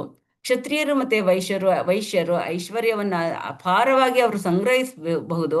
ಆದರೆ ಅದನ್ನ ಕೆಲವು ವೇಳೆ ಅವ್ರ ಪಾಪಗಳನ್ನ ಮಾಡಿಯೂ ಕೂಡ ಅದನ್ನ ಸಂಗ್ರಹ ಮಾಡ್ತಾರೆ. ಅದರಿಂದ ಏನಾಗುತ್ತೆ? ಪಾಪ ಮಾಡೋದ್ರಿಂದ ಅವ್ರಿಗೆ ಮತ್ತೆ ಅಲ್ಲಿ ಪಾಪ ಕರ್ಮಗಳು ಅಲ್ಲಿ ಬಂದ್ಬಿಡತ್ತೆ. ಹಾಗಾಗಿ ಅವರು ಸರಿಯಾದ ರೀತಿಯಲ್ಲಿ ಗಳಿಸಿ ಅದನ್ನ ಅವರು ದಾನ ಮಾಡ್ಬೇಕು. ಪಾಪಗಳನ್ನ ಮಾಡಿ ಅಲ್ಲಿ ಆ ಒಂದು ಐಶ್ವರ್ಯವನ್ನ ಅವರು ದಾನ ಮಾಡಿದ್ರೆ ಅಲ್ಲಿ ಮತ್ತೆ ಅವರು ಪಾಪವನ್ನ ಕಟ್ಕೋಬೇಕಾಗುತ್ತೆ. ಮತ್ತೆ ಕ್ಷತ್ರಿಯರು ರಾಜ್ಯವನ್ನು ಆಳಲು ನಿರ್ದಿಷ್ಟರಾದವರು. ಉದಾಹರಣೆಗಾಗಿ ಧ್ರುವ ಮಹಾರಾಜನು ರಾಜ್ಯಭಾರ ಮಾಡುವ ವೇಳೆಯಲ್ಲಿ ಯುದ್ಧ ಮಾಡಬೇಕಾಗಿ ಬಂದು ಅನೇಕ ಕ್ಷತ್ರಿಯರನ್ನು ಸಂಹರಿಸಬೇಕಾಗಿತ್ತು. ಅಂತ ಹೇಳಿದ್ರೆ ಇಲ್ಲಿ ಕ್ಷತ್ರಿಯನಾದವನು ಹೇಡಿಯಾಗಿರ್ಬಾರ್ದು. ಅವನು ನಾನು ಅಹಿಂಸೆಯನ್ನ ನಾನು ಪಾಲನೆ ಮಾಡ್ತಾ ಇದ್ದೀನಿ, ಹಾಗಾಗಿ ನಾನು ಹಿಂಸೆಯನ್ನ ಮಾಡೋದಿಲ್ಲ ಅಂತ ಹೇಳೋದಕ್ಕೆ ಆಗೋದಿಲ್ಲ. ಯುದ್ಧಕ್ಕೆ ಹೋಗಿ ಅಲ್ಲಿ ಎದುರಾಳಿಯನ್ನ ಎದುರಿಸ್ತೇನೆ, ನಾನು ಇಲ್ಲಿ ಅಹಿಂಸೆಯನ್ನ ಪಾಲನೆ ಮಾಡ್ತೀನಿ ಅಂತಂದ್ರೆ ಅವನು ಸರಿಯಾದ ಒಬ್ಬ ಕ್ಷತ್ರಿಯ ಆಗೋದಕ್ಕೆ ಸಾಧ್ಯವಿಲ್ಲ. ಕ್ಷತ್ರಿಯನ ಧರ್ಮ ಯುದ್ಧವನ್ನ ಮಾಡ್ಬೇಕು ಅಲ್ವಾ? ಅವನು ಯುದ್ಧದಲ್ಲಿ ನಿಂತ್ಕೊಂಡು ನಾನು ಯುದ್ಧ ಮಾಡೋದಿಲ್ಲ ಅಂತಂದ್ರೆ ಎಲ್ಲ ಶತ್ರುಗಳು ಬಂದು ನಮ್ಮ ದೇಶವನ್ನ ಧ್ವಂಸ ಮಾಡ್ತಾರೆ. ಹಾಗಾಗಿ ನಾವು ಯುದ್ಧವನ್ನ ಮಾಡ್ಲೇಬೇಕು. ಯಾವಾಗ ಹಿಂಸೆಯನ್ನ ಪಾಲನೆ ಮಾಡ್ಬೇಕು, ಯಾವಾಗ ಅಹಿಂಸೆಯನ್ನ ಪಾಲನೆ ಮಾಡ್ಬೇಕು ಅನ್ನೋದು ಎಲ್ಲರಿಗೂ ಕೂಡ ಸರಿಯಾದ ರೀತಿಯಲ್ಲಿ ತಿಳ್ಕೊಂಡಿರ್ಬೇಕು. ಅದೇ ರೀತಿಯಲ್ಲಿ ಬ್ರಾಹ್ಮಣ ಅಹಿಂಸೆಯನ್ನ ಪಾಲನೆ ಮಾಡ್ತಾನೆ. ಆದ್ರೆ ಅವನು ಆ ಯಜ್ಞವನ್ನ ಮಾಡುವಾಗ ಪ್ರಾಣಿಗಳನ್ನ ಅವನು ಬಲಿ ಕೊಡ್ಲೇಬೇಕಾಗುತ್ತೆ. ಹಾಗಾಗಿ ಅವನು ಅಲ್ಲಿ ನಾನು ಹಿಂಸೆಯನ್ನ ಮಾಡೋದಕ್ಕಾಗಲ್ಲ ಅಂತ ಹೇಳೋದಕ್ಕಾಗಲ್ಲ. ಹಾಗಾಗಿ ಭಗವಂತ ಶಾಸ್ತ್ರಗಳಲ್ಲಿ ಏನೇನ್ ಹೇಳಿದಾನೋ ಅದೇ ರೀತಿಯಲ್ಲಿ ಇವರು 4 ವಿಭಾಗದ ಆಶ್ರಮದವರು, ವರ್ಣದವರು ಹಾಗೆ ನಡ್ಕೋಬೇಕಾಗತ್ತೆ. ಮತ್ತೆ ಅವರು ಏನೇನೋ ಸಂಪಾದನೆ ಮಾಡ್ತಾರೆ, ಅದರಲ್ಲಿ ಅರ್ಧದಷ್ಟನ್ನಾದ್ರೂ ಅವರು ದಾನ ಮಾಡ್ಬೇಕು ಅಂತ ಕೂಡ ಶಾಸ್ತ್ರದಲ್ಲಿ ಹೇಳಿದೆ. ನಮ್ಮ ಸನಾತನ ಗೋಸ್ವಾಮಿ ಅವರು ತಮ್ಮ ಒಂದು ಹಣ, ತಮ್ಮಲ್ಲಿ ಏನಿದೆಯೋ ಆ ಒಂದು ಸಂಪತ್ತಿನಲ್ಲಿ 50 ಭಾಗವನ್ನ ಅವರು ದಾನ ಮಾಡ್ತಾ ಇದ್ರು. 25 ಭಾಗವನ್ನ ತಮ್ಮ ಮುಂದಿನ ಒಂದು ಅವಶ್ಯಕತೆಗಾಗಿ ಬಳಸ್ಕೊಳ್ತಾ ಇದ್ರು. ಮತ್ತೆ ಒಂದು 25 ಭಾಗವನ್ನ ತಮ್ಮ ನೆಂಟರಿಷ್ಟರಿಗೆ ದಾನ ಮಾಡ್ತಾ ಇದ್ರು. ಹಾಗಾಗಿ ನಮ್ಮಲ್ಲಿ ಏನಿದೆಯೋ ಅದರಲ್ಲಿ ಅರ್ಧದಷ್ಟನ್ನ ಭಗವಂತನ ಭಕ್ತಿ ಸೇವೆಗಾಗಿ ದಾನ ಮಾಡ್ಬೇಕು ಅಂತ ಹೇಳಿ ಹೇಳ್ತಾ ಇದ್ದಾರೆ. ಆ ದಾನವನ್ನು ಕೂಡ ಯಾರಿಗೋ ನಾವು ಕೊಡಬಾರ್ದು, ಸರಿಯಾದ ವ್ಯಕ್ತಿಗೆ ಸರಿಯಾದ ಸಮಯದಲ್ಲಿ ಕೊಟ್ಟಾಗ ಮಾತ್ರ ಆ ದಾನದ ಪ್ರಯೋಜನ ಆಗುತ್ತೆ. ಮತ್ತೆ ಸನ್ಯಾಸಾಶ್ರಮ ಮಾಡಿದ್ರು ಕೂಡ ಯಜ್ಞ, ದಾನ, ತಪಸ್ಸನ್ನ ಬಿಡಬಾರ್ದು ಅಂತ ಭಗವದ್ಗೀತೆಯಲ್ಲಿ ಹೇಳಲಾಗಿದೆ. ಈ 3 ಎಲ್ಲರೂ ಯಜ್ಞ, ದಾನ, ತಪಸ್ಸನ್ನ ಮಾಡ್ಲೇಬೇಕು ಅಂತ ಇಲ್ಲಿ ಭಗವಂತ ಹೇಳ್ತಾ ಇದ್ದಾನೆ. ಕ್ಷತ್ರಿಯರು, ವೈಶ್ಯರು ಎಲ್ಲರೂ ಕೂಡ ದಾನವನ್ನ ಮಾಡ್ಬೇಕು.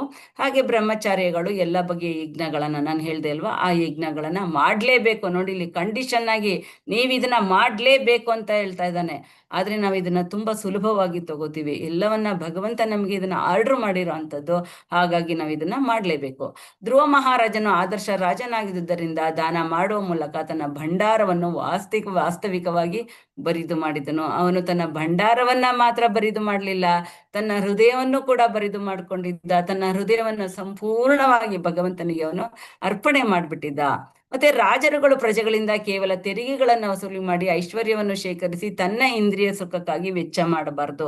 ಪ್ರಜೆಗಳಿಂದ ಟ್ಯಾಕ್ಸ್ ಎಲ್ಲ ವಸೂಲಿ ಮಾಡೋದು, ಅದನ್ನ ತಮ್ಮ ಇಂದ್ರಿಯ ಸುಖಕ್ಕೆ ವೆಚ್ಚ ಮಾಡೋದು. ಈಗ ನಡೀತಾ ಇರೋಂಥದ್ದು ಅಂಥದ್ದೇ ಒಂದು ಭ್ರಷ್ಟಾಚಾರ. ಹೀಗೆ ಮಾಡೋದ್ರಿಂದ ರಾಜ್ಯ ಸುಭಿಕ್ಷವಾಗಿರೋದಕ್ಕೆ ಸಾಧ್ಯ ಇಲ್ಲ.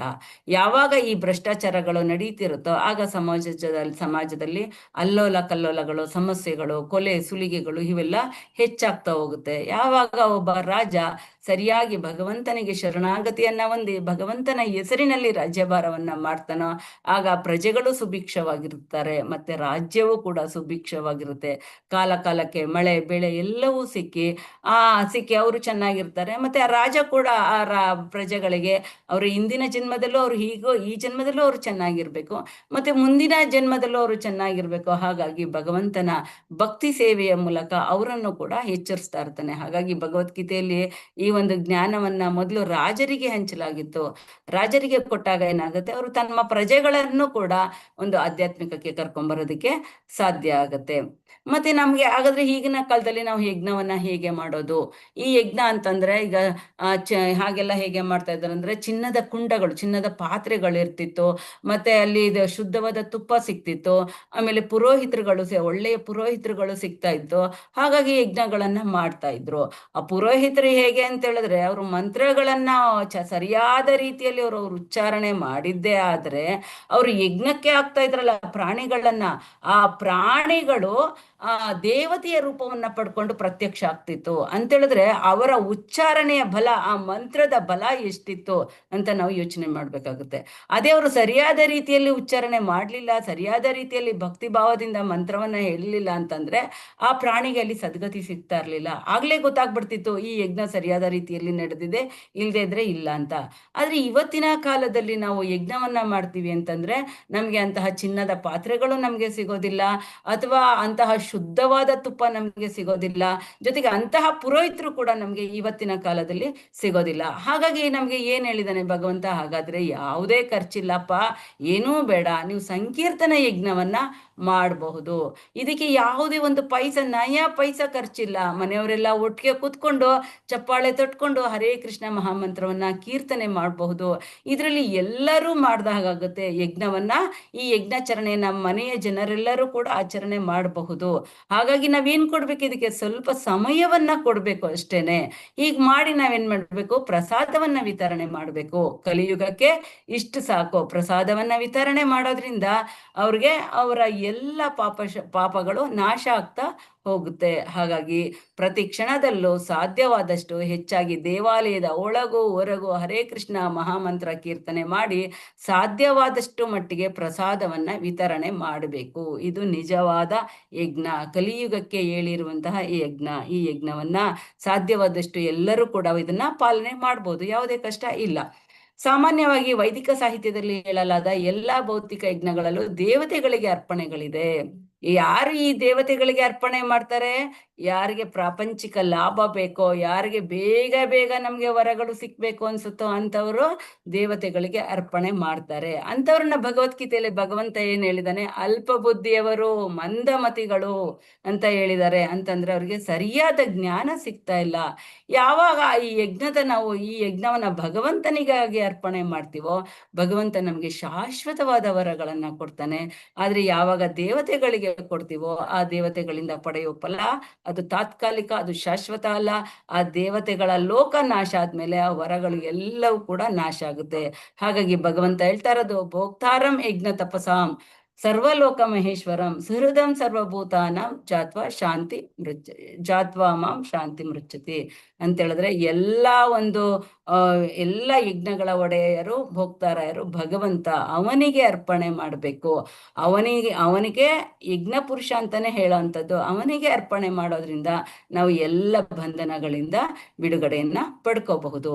ಧ್ರುವ ಮಹಾರಾಜನು ಪರಮ ಭಕ್ತನಾಗಿದ್ದರಿಂದ ಅವನಿಗೆ ಯಜ್ಞಗಳಿಂದ ಏನೂ ಆಗಬೇಕಾಗಿರಲಿಲ್ಲವಾದರೂ ತನ್ನ ಪ್ರಜೆಗಳಿಗೆ ಒಂದು ಉದಾಹರಣೆಯನ್ನು ಸ್ಥಾಪಿಸಲು ಅನೇಕ ಯಜ್ಞಗಳನ್ನು ಮಾಡಿ ಸಕಲ ಐಶ್ವರ್ಯಗಳನ್ನು ದಾನವಾಗಿ ನೀಡಿ ನೀಡಿದ. ಹೇಗೆ ಅಂತಂದ್ರೆ ಅವನಿಗೆ ಯಾವುದೇ ಇದರಿಂದ ಏನೂ ಲಾಭ ಆಗ್ಬೇಕಾಗಿರ್ಲಿಲ್ಲ. ಆದ್ರೆ ಇದೆಲ್ಲ ಒಂದು ಉದಾಹರಣೆ. ಹೇಗೆ ಭಗವದ್ಗೀತೆಯಲ್ಲಿ ಅರ್ಜುನ ಅವನು ಯಾವುದೇ ಅಜ್ಞಾನದಲ್ಲಿರ್ಲಿಲ್ಲ. ಅರ್ಜುನನ ಮುಖಾಂತರ ಭಗವದ್ಗೀತೆಯನ್ನ ನಮಗೆ ಬೋಧನೆ ಮಾಡಿ ಭಗವಂತ ನಮ್ಮ ಜೀವನವನ್ನ ಒಂದು ಉತ್ತಮ ಮಟ್ಟಕ್ಕೆ ಕೊಂಡೊಯ್ಯಲು ಪ್ರಯತ್ನ ಪಟ್ನೋ, ಅದೇ ರೀತಿಯಲ್ಲಿ ಧ್ರುವ ಮಹಾರಾಜನ್ನು ಕೂಡ, ಧ್ರುವ ಮಹಾರಾಜ, ಜನಕ ಮಹಾರಾಜ, ಇವರೆಲ್ಲರೂ ಕೂಡ ಶುದ್ಧ ಭಕ್ತರು. ಅವರಿಂದ ಅದಕ್ಕೆ ಯಾವುದೇ ಯಜ್ಞ ಅವ್ರು ಮಾಡ್ಬೇಕಾಗಿರ್ಲಿಲ್ಲ. ಆದ್ರೆ ಜನರು ಅವರನ್ನ ಅನುಸರಿಸ್ಬೇಕು ಅನ್ನುವಂತಹ ಒಂದು ಕಾರಣಕ್ಕಾಗಿ ಅವರು ಈ ರೀತಿಯಲ್ಲಿ ನಡ್ಕೊಂಡ್ರು. ಹಾಗೆ ಅನೇಕ ಯಜ್ಞಗಳನ್ನ ಮಾಡಿ ಎಲ್ಲ ಐಶ್ವರ್ಯವನ್ನ ಅವರು ದಾನ ಮಾಡಿದ್ರು. ಗೃಹಸ್ಥಾಶ್ರಮಿಯಾಗಿರುವವರೆಗೂ ಅವನು ತನ್ನ ಇಂದ್ರಿಯ ತೃಪ್ತಿಗಾಗಿ ಒಂದು ಚಿಕ್ಕಾಸನ್ನು ವೆಚ್ಚ ಮಾಡಿದ್ದಿಲ್ಲ. ಇದು ನಾವು ಚೆನ್ನಾಗಿ ಅರ್ಥ ಮಾಡ್ಕೋಬೇಕು. ನಾವು ನಮ್ಮ ಇಂದ್ರಿಯ ತೃಪ್ತಿಗಾಗಿ ಏನನ್ನೂ ಮಾಡ್ಕೋಬಾರ್ದು, ಎಲ್ಲವನ್ನ ಭಗವಂತನ ತೃಪ್ತಿಗಾಗಿ ಮಾಡ್ಬೇಕು. ಭಗವಂತನು ಪ್ರತಿಯೊಬ್ಬರಿಗೂ ಅವರವರ ಬಯಕೆಯಂತೆ ಭಿನ್ನ ಭಿನ್ನವಾದ ಕರ್ಮಗಳನ್ನು ಕರುಣಿಸುತ್ತಾನೆ. ಅವನು ಪರಮಾತ್ಮನಾಗಿ ಪ್ರತಿಯೊಬ್ಬರ ಹೃದಯದಲ್ಲೂ ಸನ್ನಿಹಿತನಾಗಿರುತ್ತಾನೆ. ಭಗವಂತ ನಾವೇನ್ ಮಾಡ್ತೀವಿ, ನಮ್ಮ ಸಂಬಂಧಗಳನ್ನ, ನಮ್ಮ ಹತ್ತಿರದ ಸಂಬಂಧ ಯಾರು, ನಮ್ಮ ತಂದೆ ಆಗ್ಬೋದು, ತಾಯಿ ಆಗಿರ್ಬೋದು, ಗಂಡ ಆಗಿರ್ಬೋದು, ಮಕ್ಕಳಾಗಿರ್ಬೋದು, ಅವ್ರ ಬಗ್ಗೆ ಯೋಚನೆ ಮಾಡ್ತೀವಿ, ಅವರ ಸಂಬಂಧ ಗಟ್ಟಿ ಮಾಡೋದಕ್ಕೆ ಯೋಚನೆ ಮಾಡ್ತೀವಿ. ಆದ್ರೆ ನಮ್ಮ ನಿಜವಾದ ಸಂಬಂಧ, ನಮ್ಮ ದೇಹಕ್ಕೆ ತುಂಬಾ ಹತ್ರ ಆಗಿರೋನು ಯಾರು, ಭಗವಂತ. ನಮ್ಮ ಹೃದಯದಲ್ಲೇ ಇರುವಂತವನು ಯಾರು, ಭಗವಂತ. ನಮ್ಮ ದೇಹದೊಳಗೆ ಇರುವ ಭಗವಂತ. ಅವನ ಸಂಬಂಧವನ್ನ ನಾವು ಗಟ್ಟಿ ಮಾಡ್ಕೊಳ್ಳೋದಕ್ಕೆ ಪ್ರಯತ್ನ ಪಡ್ತಾ ಇಲ್ಲ. ಈ ಸಂಬಂಧ ನಮ್ಗೆ ಈ ಜನ್ಮದಲ್ಲಿ ಮಾತ್ರ ಬಂದಿಲ್ಲ, ಜನ್ಮ ಜನ್ಮಗಳಿಂದನೂ ಈ ಸಂಬಂಧ ಬಂದಿದೆ. ಆದ್ರೆ ಈ ಸಂಬಂಧವನ್ನ ನಾವು ಮರ್ತಿದೀವಿ. ಮರ್ತಿರೋದ್ರಿಂದ ಈ ಒಂದು ಭೌತಿಕ ಲೋಕದಲ್ಲಿ ನಾವು ಇಷ್ಟೊಂದು ಕಷ್ಟಗಳನ್ನ ಪಡ್ತಾ ಇದ್ದೀವಿ. ಹಾಗೆ ಒಬ್ಬಾತನು ತನ್ನ ಅಪೇಕ್ಷೆಗನುಗುಣವಾಗಿ ನಡೆಸಲು ಎಲ್ಲಾ ಅನುಕೂಲಗಳನ್ನು ಕೊಡುವಷ್ಟು ಕರುಣಾಮಯಿಯು ಉದಾರನೂ ಆಗಿರುತ್ತಾನೆ.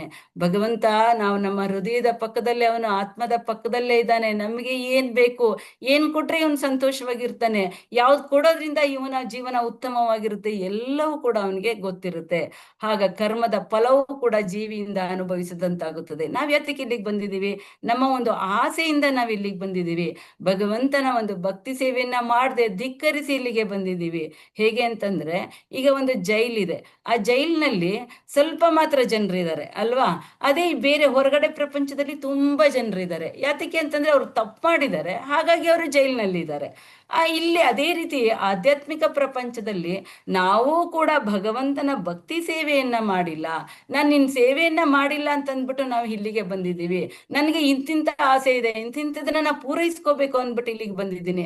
ಆದ್ರೂ ಕೂಡ ಭಗವಂತ ಬಿಡ್ತಾ ಇಲ್ಲ. ಅವನೇನ್ ಮಾಡ್ತಾನೆ, ಹೇಗೆ ತನ್ನ ತಂದೆ ಬೇಡ, ನಿನ್ನ ತಂದೆಯ ಸಹವಾಸ ಬೇಡ ಅಂತಂದ್ಬಿಟ್ಟು ಮಗ ಹೇಗೆ ಧಿಕ್ಕರಿಸಿ ಹೋಗ್ತಾನೋ, ಹೋದಾಗ ಆ ತಂದೆ ಹೋದ್ರೂ ಕೂಡ ಆ ತಂದೆ ಮಗನ ಬಗ್ಗೆ ಸ್ವಲ್ಪ ಅವನು ಕಾಳಜಿ ವಹಿಸ್ತಾನೆ ಇರ್ತಾನೆ. ಯಾಕೆಂದ್ರೆ ಮಗ ಅಲ್ವಾ. ಹಾಗಾಗಿ ಮಗ ಹೇಗಿದ್ದಾನೆ, ಅವನು ಯಾವ ರೀತಿಯಲ್ಲಿ ಜೀವನ ಮಾಡ್ತಾ ಇದ್ದಾನೆ ಅಂತ ಅವನು ಯೋಚನೆ ಮಾಡ್ತಾನೆ. ಹಾಗೇನ್ ಮಾಡ್ತಾನೆ, ಅವನೇನಾದ್ರು ತೊಂದರೆ ಪಡ್ತಾ ಇದ್ರೆ ಅವನ ಸ್ನೇಹಿತನ ಮುಖಾಂತರ ಅವನಿಗೆ ಏನೇನ್ ಬೇಕೋ ಜೀವನದ ಅವಶ್ಯಕತೆ ಎಲ್ಲವನ್ನ ಪೂರೈಸೋದಕ್ಕೆ ಪ್ರಯತ್ನ ಮಾಡ್ತಾನೆ. ಅದೇ ರೀತಿ ಇಲ್ಲಿ ಭಗವಂತನು ಕೂಡ, ನಾವು ಇಲ್ಲಿಗೆ ಬಂದಿದ್ರು ಕೂಡ ಭಗವಂತ ನಮ್ಮ ಯೋಗಕ್ಷೇಮವನ್ನ ಅವನು ನೋಡ್ಕೊತಾ ಇದ್ದಾನೆ. ಒಬ್ಬಾತನು ಭೌತಿಕ ಪ್ರಕೃತಿಯನ್ನು ಅನುಭವಿಸಲು ಅಥವಾ ಆಳಲು ಬಯಸಿದರೆ ಭಗವಂತನು ಆತನಿಗೆ ಸಕಲ ಅನುಕೂಲಗಳನ್ನು ಮಾಡುತ್ತಾನೆ. ನಮ್ಮ ಇಷ್ಟ ಎಲ್ಲ ಭಗವಂತನಿಗೆ ಗೊತ್ತಾಗ್ತಾ ಇದೆ ಅಲ್ವಾ. ನಾ ಹಿಂದಿನ ಕ್ಲಾಸಲ್ಲಿ ಹೇಳಿದೆ, ಹೇಗೆ ಒಂದು ಮಲ್ಲಿಗೆ ಹೂವನ್ನ ನಮ್ಮ ಮುಂದೆ ಇಟ್ರೆ ಆ ಮಲ್ಲಿಗೆಯ ಪರಿಮಳ ನಮ್ಗೆ ಹೇಗೆ ಬರುತ್ತೋ, ಅದೇ ರೀತಿ ಭಗವಂತನಿಗೆ ನಮ್ಮ ಆಸೆ ಏನಿದೆ ಅನ್ನೋದು ಅವನಿಗೆ ಗೊತ್ತಾಗಿರುತ್ತೆ. ಹಾಗಾಗಿ ನಾವ್ ಯಾವಾಗ ಈ ಭೌತಿಕ ಪ್ರಕೃತಿಯನ್ನ, ಇದಕ್ಕೆ ನಾವು ಯಜಮಾನರಾಗ್ಬೇಕು, ಇದಕ್ಕೆ ನಾವು ಒಡೆಯರಾಗಿರ್ಬೇಕು, ಈ ಭೌತಿಕ ಪ್ರಕೃತಿಯಲ್ಲಿ ಸಿಗ್ತಾ ಇರೋ ಸವಲತ್ತುಗಳೆಲ್ಲ ನನ್ನ ಇಂದ್ರಿಯ ತೃಪ್ತಿಗೆ ಅಂತ ಯೋಚನೆ ಮಾಡ್ತೀವಿ, ಆಗ ಭಗವಂತ ಅದಕ್ಕೆ ಏನೇನ್ ಬೇಕು ಎಲ್ಲ ಸಕಲ ಸವಲತ್ತುಗಳನ್ನ, ಅನುಕೂಲತೆಗಳನ್ನ ಅವನೇ ಮಾಡ್ಕೊಡ್ತಾನೆ. ಆಯ್ತಪ್ಪ, ನೀನ್ ಈ ತರ ನೀನ್ ಬದುಕ್ಬೇಕಂದ್ರೆ ಬದುಕು, ಅಡ್ಡಿ ಇಲ್ಲ ಅಂತ ಬಿಡ್ತಾನೆ. ಆದ್ರೆ ನೀನು ನನ್ನನ್ನ ಮರೆತು ನೀನು ಹೇಗೆ ಸಂತೋಷವಾಗಿರೋದಾದ್ರೆ ನೀನ್ ಸಂತೋಷವಾಗಿರೋ ಅಂತ ಅನ್ಬಿಟ್ಟು ಅದಕ್ಕೂ ಅವನು ಅನುಕೂಲ ಮಾಡ್ತಾನೆ. ಆದ್ರೆ ಮಾಯಾದೇವಿ ಏನ್ ಮಾಡ್ತಾಳೆ, ಆ ಒಂದು ಯಾವಾಗ ನಾನು ಒಡೆಯ, ನಾನು ಯಜಮಾನ ಅಂತ ಹೇಳಿದ್ರೆ ಅವನು ಭಗವಂತನನ್ನ ಅವನು ಮರ್ತಿರೋದ್ರಿಂದ ಅವನು ಜೀವಿಗೂ ಭಗವಂತನಿಗೂ ಒಂದು ಪರದೆಯನ್ನ ಹಾಕ್ಬಿಡ್ತಾಳೆ. ಹಾಗಾಗಿ ಅವನು ಭಗವಂತನನ್ನ ಅರ್ಥ ಮಾಡ್ಕೊಳ್ಳೋದಿಲ್ಲ. ಅವನು ರಜೋಗುಣ ತಮೋಗುಣಗಳಲ್ಲೇ ಹುಟ್ಟಿ ಅವನ ಜೀವನವನ್ನ ಪತನಗೊಳಿಸ್ಕೊತಾನೆ. ಆದರೆ ಅವನು ಪರಿಣಾಮ ರೂಪದಲ್ಲಿ ಪ್ರತಿಕ್ರಿಯೆಗಳಲ್ಲಿ ಸಿಲುಕಿಕೊಳ್ಳುತ್ತಾನೆ. ಯಾವಾಗ ಈ ಒಂದು ಭೌತಿಕ ಪ್ರಕೃತಿ ನನ್ನ ಒಂದು ಭೋಗಕ್ಕಾಗಿ ಇದೆ ಅಂತ ಯೋಚನೆ ಮಾಡ್ತಾನೋ, ಆಗ ಅವನು ಅದರ ಒಂದು ಬಂಧನದಲ್ಲಿ ಅವನು ಸಿಕ್ಕಿ ಹಾಕೊಂಡ್ಬಿಡ್ತಾನೆ. ಅಂತೆಯೇ ಸಂಪೂರ್ಣವಾಗಿ ಭಕ್ತಿ ಸೇವೆಯಲ್ಲಿ ನಿರತರಾಗಿರಲು ಯಾರಾದರೂ ಬಯಸುವುದಾದಲ್ಲಿ ಭಗವಂತನು ಅವನಿಗೆ ಪೂರ್ಣಾನುಕೂಲಗಳನ್ನು ಒದಗಿಸುತ್ತಾನೆ. ಅಥವಾ ಯಾವುದು ಬೇಡಪ್ಪ ಭಗವಂತ, ನನಗೆ ನಿನ್ನ ಭಕ್ತಿ ಮಾತ್ರ ಸಾಕು, ನಿನ್ನ ಭಕ್ತಿ ಸೇವೆಯನ್ನ ಮಾತ್ರ ಕೊಡು, ನನಗೆ ಇದು ಯಾವುದು ಬೇಡ. ಯಾಕೆಂದ್ರೆ ಎಲ್ಲವನ್ನ ನೋಡ್ತಾ ಇದ್ದೀವಿ, ಎಲ್ಲವೂ ನಶ್ವರ. ಇವತ್ತಿನ ಪ್ರಪಂಚದಲ್ಲಿ ಈಗ ಇರ್ತಾರೆ, 10 ನಿಮಿಷ ಆದ್ರೆ ಇಲ್ಲ. ಇಂತಹ ಒಂದು ಪ್ರಪಂಚದಲ್ಲಿ ನಾನು ಈ ಐಹಿಕ ಭೋಗವನ್ನ ಯಾಕೆ ಪಡಬೇಕು? ಬೇಡ, ನನಗೆ ಎಷ್ಟು ಸಮಯ ಇದೆಯೋ, ಎಷ್ಟು ಕ್ಷಣ ನನ್ನ ಆಯಸ್ಸಿದೆಯೋ ಆ ಕ್ಷಣವನ್ನ ನಾನು ನಿನಗಾಗಿ ಮೀಸಲಾಡ್ತೇನೆ, ಹಾಗಾಗಿ ನಿನ್ನ ಭಕ್ತಿ ಸೇವೆಯನ್ನ ಮಾಡ್ತೀನಿ ಅಂತ ಯಾವಾಗ ಅವನು ಹೃದಯದಲ್ಲಿ, ಅವನ ಆತ್ಮದಲ್ಲಿ ಅವನು ಅನ್ಕೋತಾನೋ, ಅದು ಕೂಡ ಭಗವಂತನಿಗೆ ಗೊತ್ತಾಗುತ್ತೆ. ಅವನೇನ್ ಮಾಡ್ತಾನೆ, ಅದಕ್ಕೆ ತಕ್ಕಂತಹ ಅನುಕೂಲಗಳನ್ನ ಮಾಡಿಕೊಡ್ತಾನೆ. ಭಕ್ತನು ಆ ಫಲಗಳನ್ನು ಅನುಭವಿಸುತ್ತಾನೆ. ಆದ್ದರಿಂದ ಭಕ್ತನನ್ನು ಭಗವಂತನನ್ನು ಕರ್ಮ ಫಲಪ್ರದ ಎಂದು ಕರೆಯಲಾಗಿದೆ. ಯಾವಾಗ ಈಗ ನಾವು ಒಂದು ಕೆಲಸವನ್ನ ಮಾಡ್ತೀವಿ, ಕೆಲವ್ರು ಹೇಳ್ಬೋದು, ನಾವು ಒಳ್ಳೆಯ ಕೆಲಸವನ್ನ ಮಾಡಿದ್ರೆ ಭಗವಂತನಿಂದ ಅಂತ ಹೇಳ್ತೀರಾ, ಕೆಟ್ಟ ಕೆಲಸ ಆದ್ರೆ ನಮ್ಮಿಂದ ಅಂತ ಹೇಳ್ತೀರಾ ಅಂತ ಅಲ್ವಾ? ಅದು ಹೇಗೆ ಅಂತ ಹೇಳಿದ್ರೆ, ಒಂದು ಶಾಲೆ ಇದೆ, ಆ ಶಾಲೆಯಲ್ಲಿ ಮುಖ್ಯೋಪಾಧ್ಯಾಯರಿಗೆ ಎಲ್ಲಾ ಮಕ್ಕಳು ಕೂಡ ಬೇಕು, ಅವರು ಇಂಥವ್ರು ಬೇಕು, ಇಂಥವ್ರು ಬೇಡ ಅಂತ ಅವ್ರೇನು ಪಕ್ಷಪಾತ ಮಾಡ್ತಾ ಇಲ್ಲ. ಅವರವರು ಎಷ್ಟೆಷ್ಟು ಪರೀಕ್ಷೆಯನ್ನ ಬರ್ದಿದಾರೋ ಅಷ್ಟೆಷ್ಟಕ್ಕೆ ತಕ್ಕಂತೆ ಅವನು ಮಾರ್ಕ್ಸ್ ನ ಕೊಡ್ತಾರೆ. ಅದೇ ರೀತಿ ಇಲ್ಲಿ ಭಗವಂತನು ಕೂಡ ನಮ್ಮ ಕರ್ಮ ಫಲಗಳು ಹೇಗಿದೆಯೋ ಅದಕ್ಕೆ ತಕ್ಕಂತೆ ಅವನು ಫಲಗಳನ್ನ ಕೊಡ್ತಾ ಹೋಗ್ತಾನೆ. ಭಗವಂತನಿಗೆ ಒಬ್ರು ಬೇಕು ಒಬ್ರು ಬೇಡ ಅಂತ ಅವನು ಕೂಡ ಮಾಡೋದಿಲ್ಲ, ಎಲ್ಲರೂ ಅವನ ಮಕ್ಕಳೇ. ಹಾಗಾದ್ರೆ ಅವರ ಕರ್ಮ ಫಲಗಳನ್ನ ಮಾತ್ರ, ಅವರ ಕರ್ಮ ಫಲಗಳಿಗೆ ತಕ್ಕಂತೆ ಆ ಫಲಗಳನ್ನ ಕೊಡ್ತಾನೆ. ಹಾಗಾಗಿ ಭಗವಂತನ ಇಲ್ಲಿ ಕರ್ಮ ಫಲಪ್ರದ ಅಂತ ಇಲ್ಲಿ ಹೇಳ್ತಾ ಇದಾರೆ. ಅಂತಂದ್ರೆ ನಾವೇನ್ ಮಾಡ್ಬೇಕು, ನಮ್ಮ ದಿನನಿತ್ಯದ ಜೀವನದಲ್ಲಿ ಭಗವಂತನ ನಮ್ಮ ಕರ್ಮಗಳು ಹೇಗಿರ್ಬೇಕು ಅನ್ನೋದಾದ್ರೆ, ನಾವು ನೀರ್ ಕುಡಿತೀವಲ್ವಾ, ಆ ನೀರಿಗೆ ಸ್ವಲ್ಪ ತುಳಸಿ ದಳ ಹಾಕಿ ಭಗವಂತನಿಗೆ ಮೊದಲು ನಾವು ಕುಡಿಯುವಾಗ ಅದು ನೀರೇ ಆಗಿರುತ್ತೆ, ಆದ್ರೆ ಭಗವಂತನಿಗೆ ಅರ್ಪಣೆ ಮಾಡಿ ಕುಡಿಯೋದ್ರಿಂದ ಅದು ತೀರ್ಥ ಆಗುತ್ತೆ. ಹಾಲು ಕುಡಿತೀವಿ, ಅದಕ್ಕೆ ಒಂದು ತುಳಸಿ ದಳ ಹಾಕಿ ಅರ್ಪಣೆ ಮಾಡಿ ಕುಡಿದ್ರೆ ತೀರ್ಥ ಆಗುತ್ತೆ.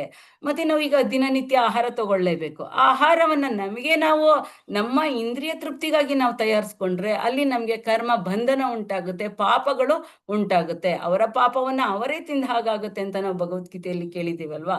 ಅದೇ ರೀತಿಯಲ್ಲಿ ಅದು ಆಗ್ಬಾರ್ದು ಅಂತಂದ್ರೆ ಏನ್ ಮಾಡ್ಬೇಕು, ಆ ಆಹಾರವನ್ನ ಭಗವಂತನಿಗೆ ಅರ್ಪಣೆ ಮಾಡಿ ಆಮೇಲೆ ನೈವೇದ್ಯ ಅದನ್ನ ಪ್ರಸಾದದ ರೂಪದಲ್ಲಿ ನಾವು ಸ್ವೀಕಾರ ಮಾಡ್ಬೇಕು. ಆಗ ಅದು ಪ್ರಸಾದ ಆಗುತ್ತೆ. ಅದೇ ರೀತಿ ನಮ್ಗೆ ಈಗ ಏನಾದ್ರೂ ವಿಹಾರ ಬೇಕು, ನಮ್ಗೆ ಸ್ವಲ್ಪ ಎಂಜಾಯ್ಮೆಂಟ್ ಬೇಕು ಅಂತ ನಾವು ಯೋಚನೆ ಮಾಡೋದಾದ್ರೆ ವಿಹಾರ ಹೇಗೆ ಅಂದ್ರೆ ಯಾತ್ರೆ. ಅಂದ್ರೆ ಭಗವಂತ ಅಲ್ಲಿ ಕೃಷ್ಣನ ಬಳಿಗೆ ಹೋಗ್ಬೇಕು ನಾವು, ಬೇರೆ ಎಲ್ಲೋ ಮಾಲಲ್ಲಿ ಹೋಗೋದು, ಇನ್ನೆಲ್ಲೋ ಹೋದಾಗ ಅಲ್ಲಿ ಮತ್ತೆ ಬಂಧನ. ಆ ಬಂಧನದಿಂದ ಬಿಡುಗಡೆ ಏನು, ಕೃಷ್ಣನ ದೇವಸ್ಥಾನಗಳಿಗೆ ಹೋದಾಗ ಬಂಧನದಿಂದ ಬಿಡುಗಡೆ ಆಗುತ್ತೆ. ಇದು ಯಾತ್ರಾ ಆಗುತ್ತೆ. ಅದೇ ರೀತಿ ಈಗ ನಾವು ಓದ್ಬೇಕು, ಬೇರೆ ಯಾವ್ದೋ ಮ್ಯಾಗಝೈನ್ಗಳೆಲ್ಲ ಓದ್ತೀವಿ, ಇದರಿಂದ ಯಾವುದೇ ಪ್ರಯೋಜನ ಇಲ್ಲ. ಅದೇ ಭಗವದ್ಗೀತೆ, ಭಾಗವತ ಇಂಥದ್ದನ್ನ ಓದಿದ್ರೆ ನಮ್ಮ ಕರ್ಮಗಳಲ್ಲಿ ಬದಲಾವಣೆ ಅಷ್ಟೇನೆ. ಭಗವಂತ ಕರ್ಮ ಬಿಡಿ ಅಂತ ಹೇಳ್ತಾ ಇಲ್ಲ, ಕರ್ಮಗಳಲ್ಲಿ ಬದಲಾವಣೆ.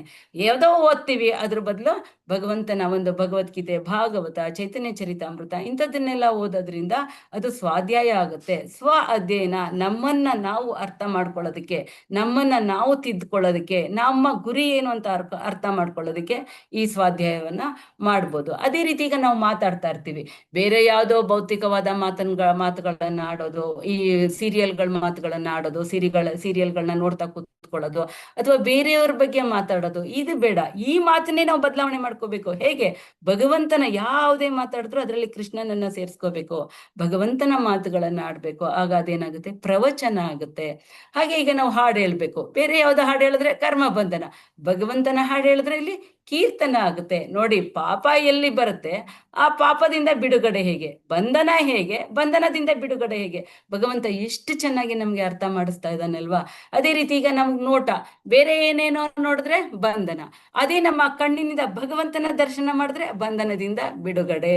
ಇದನ್ನ ನಾನು ಯಾವಾಗ್ಲೂ ಹೇಳ್ತಾ ಇರ್ತೀನಿ. ಒಂದು ಮನೆಗೆ ಒಂದು ಕೀ ಇದೆ, ಆ ಕೀ ಲಾಕ್ ಮಾಡೋದಕ್ಕೂ ಕೀನೇ ಬಳಸ್ತೀವಿ, ಮನೆ ಓಪನ್ ಮಾಡೋದಕ್ಕೂ ಆ ಕೀನೇ ಬಳಸ್ತೀವಿ.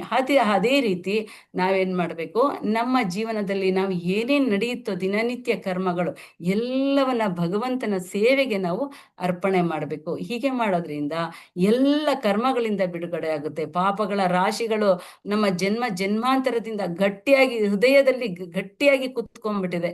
ಇದೆಲ್ಲ ಹೋಗ್ಬೇಕು ಅಂತಂದ್ರೆ ನಮ್ಮ ಎಲ್ಲ ಕರ್ಮಗಳು ಎಲ್ಲ ಎಲ್ಲ ಚಟುವಟಿಕೆಗಳನ್ನ ಭಗವಂತನಾಗಾಗಿ ನಾವು ಅರ್ಪಣೆ ಮಾಡಬೇಕು. ಆಗ ಆ ಫಲಗಳಿಗೆ ತಕ್ಕಂತಹ ಫಲವನ್ನ ಭಗವಂತ ಕೊಡ್ತಾ ಹೋಗ್ತಾನೆ. ಹಾಗಾಗಿ ನಾವು ಸ್ವಯಂಭುವ ಮನುವಿಂದ ನಾವೇನ್ ತಿಳ್ಕೊಂಡ್ವಿ, ಇಲ್ಲಿ ಮಕ್ಕಳು ತಪ್ಪು ಮಾಡ್ತಾರೆ, ತಪ್ಪು ಮಾಡಿದಾಗ ದೊಡ್ಡವರಾದವರು ಬುದ್ಧಿ ಹೇಳ್ಬೇಕು, ಅದನ್ನ ನಾವು ಸ್ವಯಂಭುವ ಮನುವಿಂದ ತಿಳ್ಕೊಂಡ್ವಿ. ಇನ್ನು ಧ್ರುವ ಮಹಾರಾಜನಿಂದ ಏನ್ ತಿಳ್ಕೊಂಡ್ವಿ, ದೊಡ್ಡವ್ರು ಹೇಳಿದಾಗ ಮಕ್ಕಳಾದವರು ಕೇಳ್ಬೇಕು ಇದನ್ನ ನಾವು ಧ್ರುವ ಮಹಾರಾಜನಿಂದ ತಿಳ್ಕೊಂಡ್ವಿ.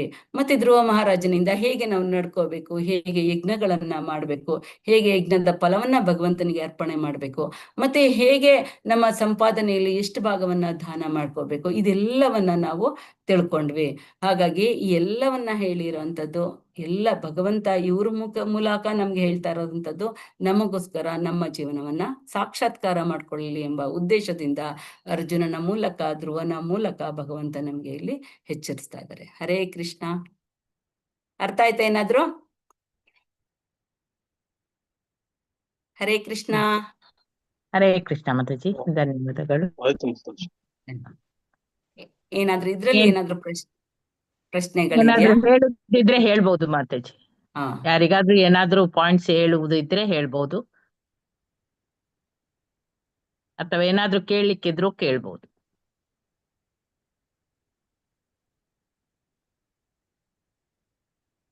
ಹರೇ ಕೃಷ್ಣ. ಹರೇ ಕೃಷ್ಣ. ಹಾ, ಹರೇ ಯಾವ್ದೇ ಕೃಷ್ಣ ಮಾತಾಜಿ. ಇದು Hare Krishna. Regular class attendance ಇದೆಯಾ? ಇಲ್ಲ ಮಾತಾಜಿ, ಅಟೆಂಡೆನ್ಸ್ ಇಲ್ಲ. ರೆಗ್ಯುಲರ್ ಆಗಿ 8 ಗಂಟೆಯಿಂದ 9 ಗಂಟೆ ತನಕ ಇದೆ. ಅಂದ್ರೆ ನಮ್ಗೆ ಏನಾದ್ರು ತೊಂದ್ರೆ ಆದ್ರೆ ನಾವು ಕ್ಲಾಸ್ ಅಟೆಂಡ್ ಮಾಡಕ್ ಆಗಲ್ಲ, ಅದಕ್ಕೆ ಕೇಳಿದೆ.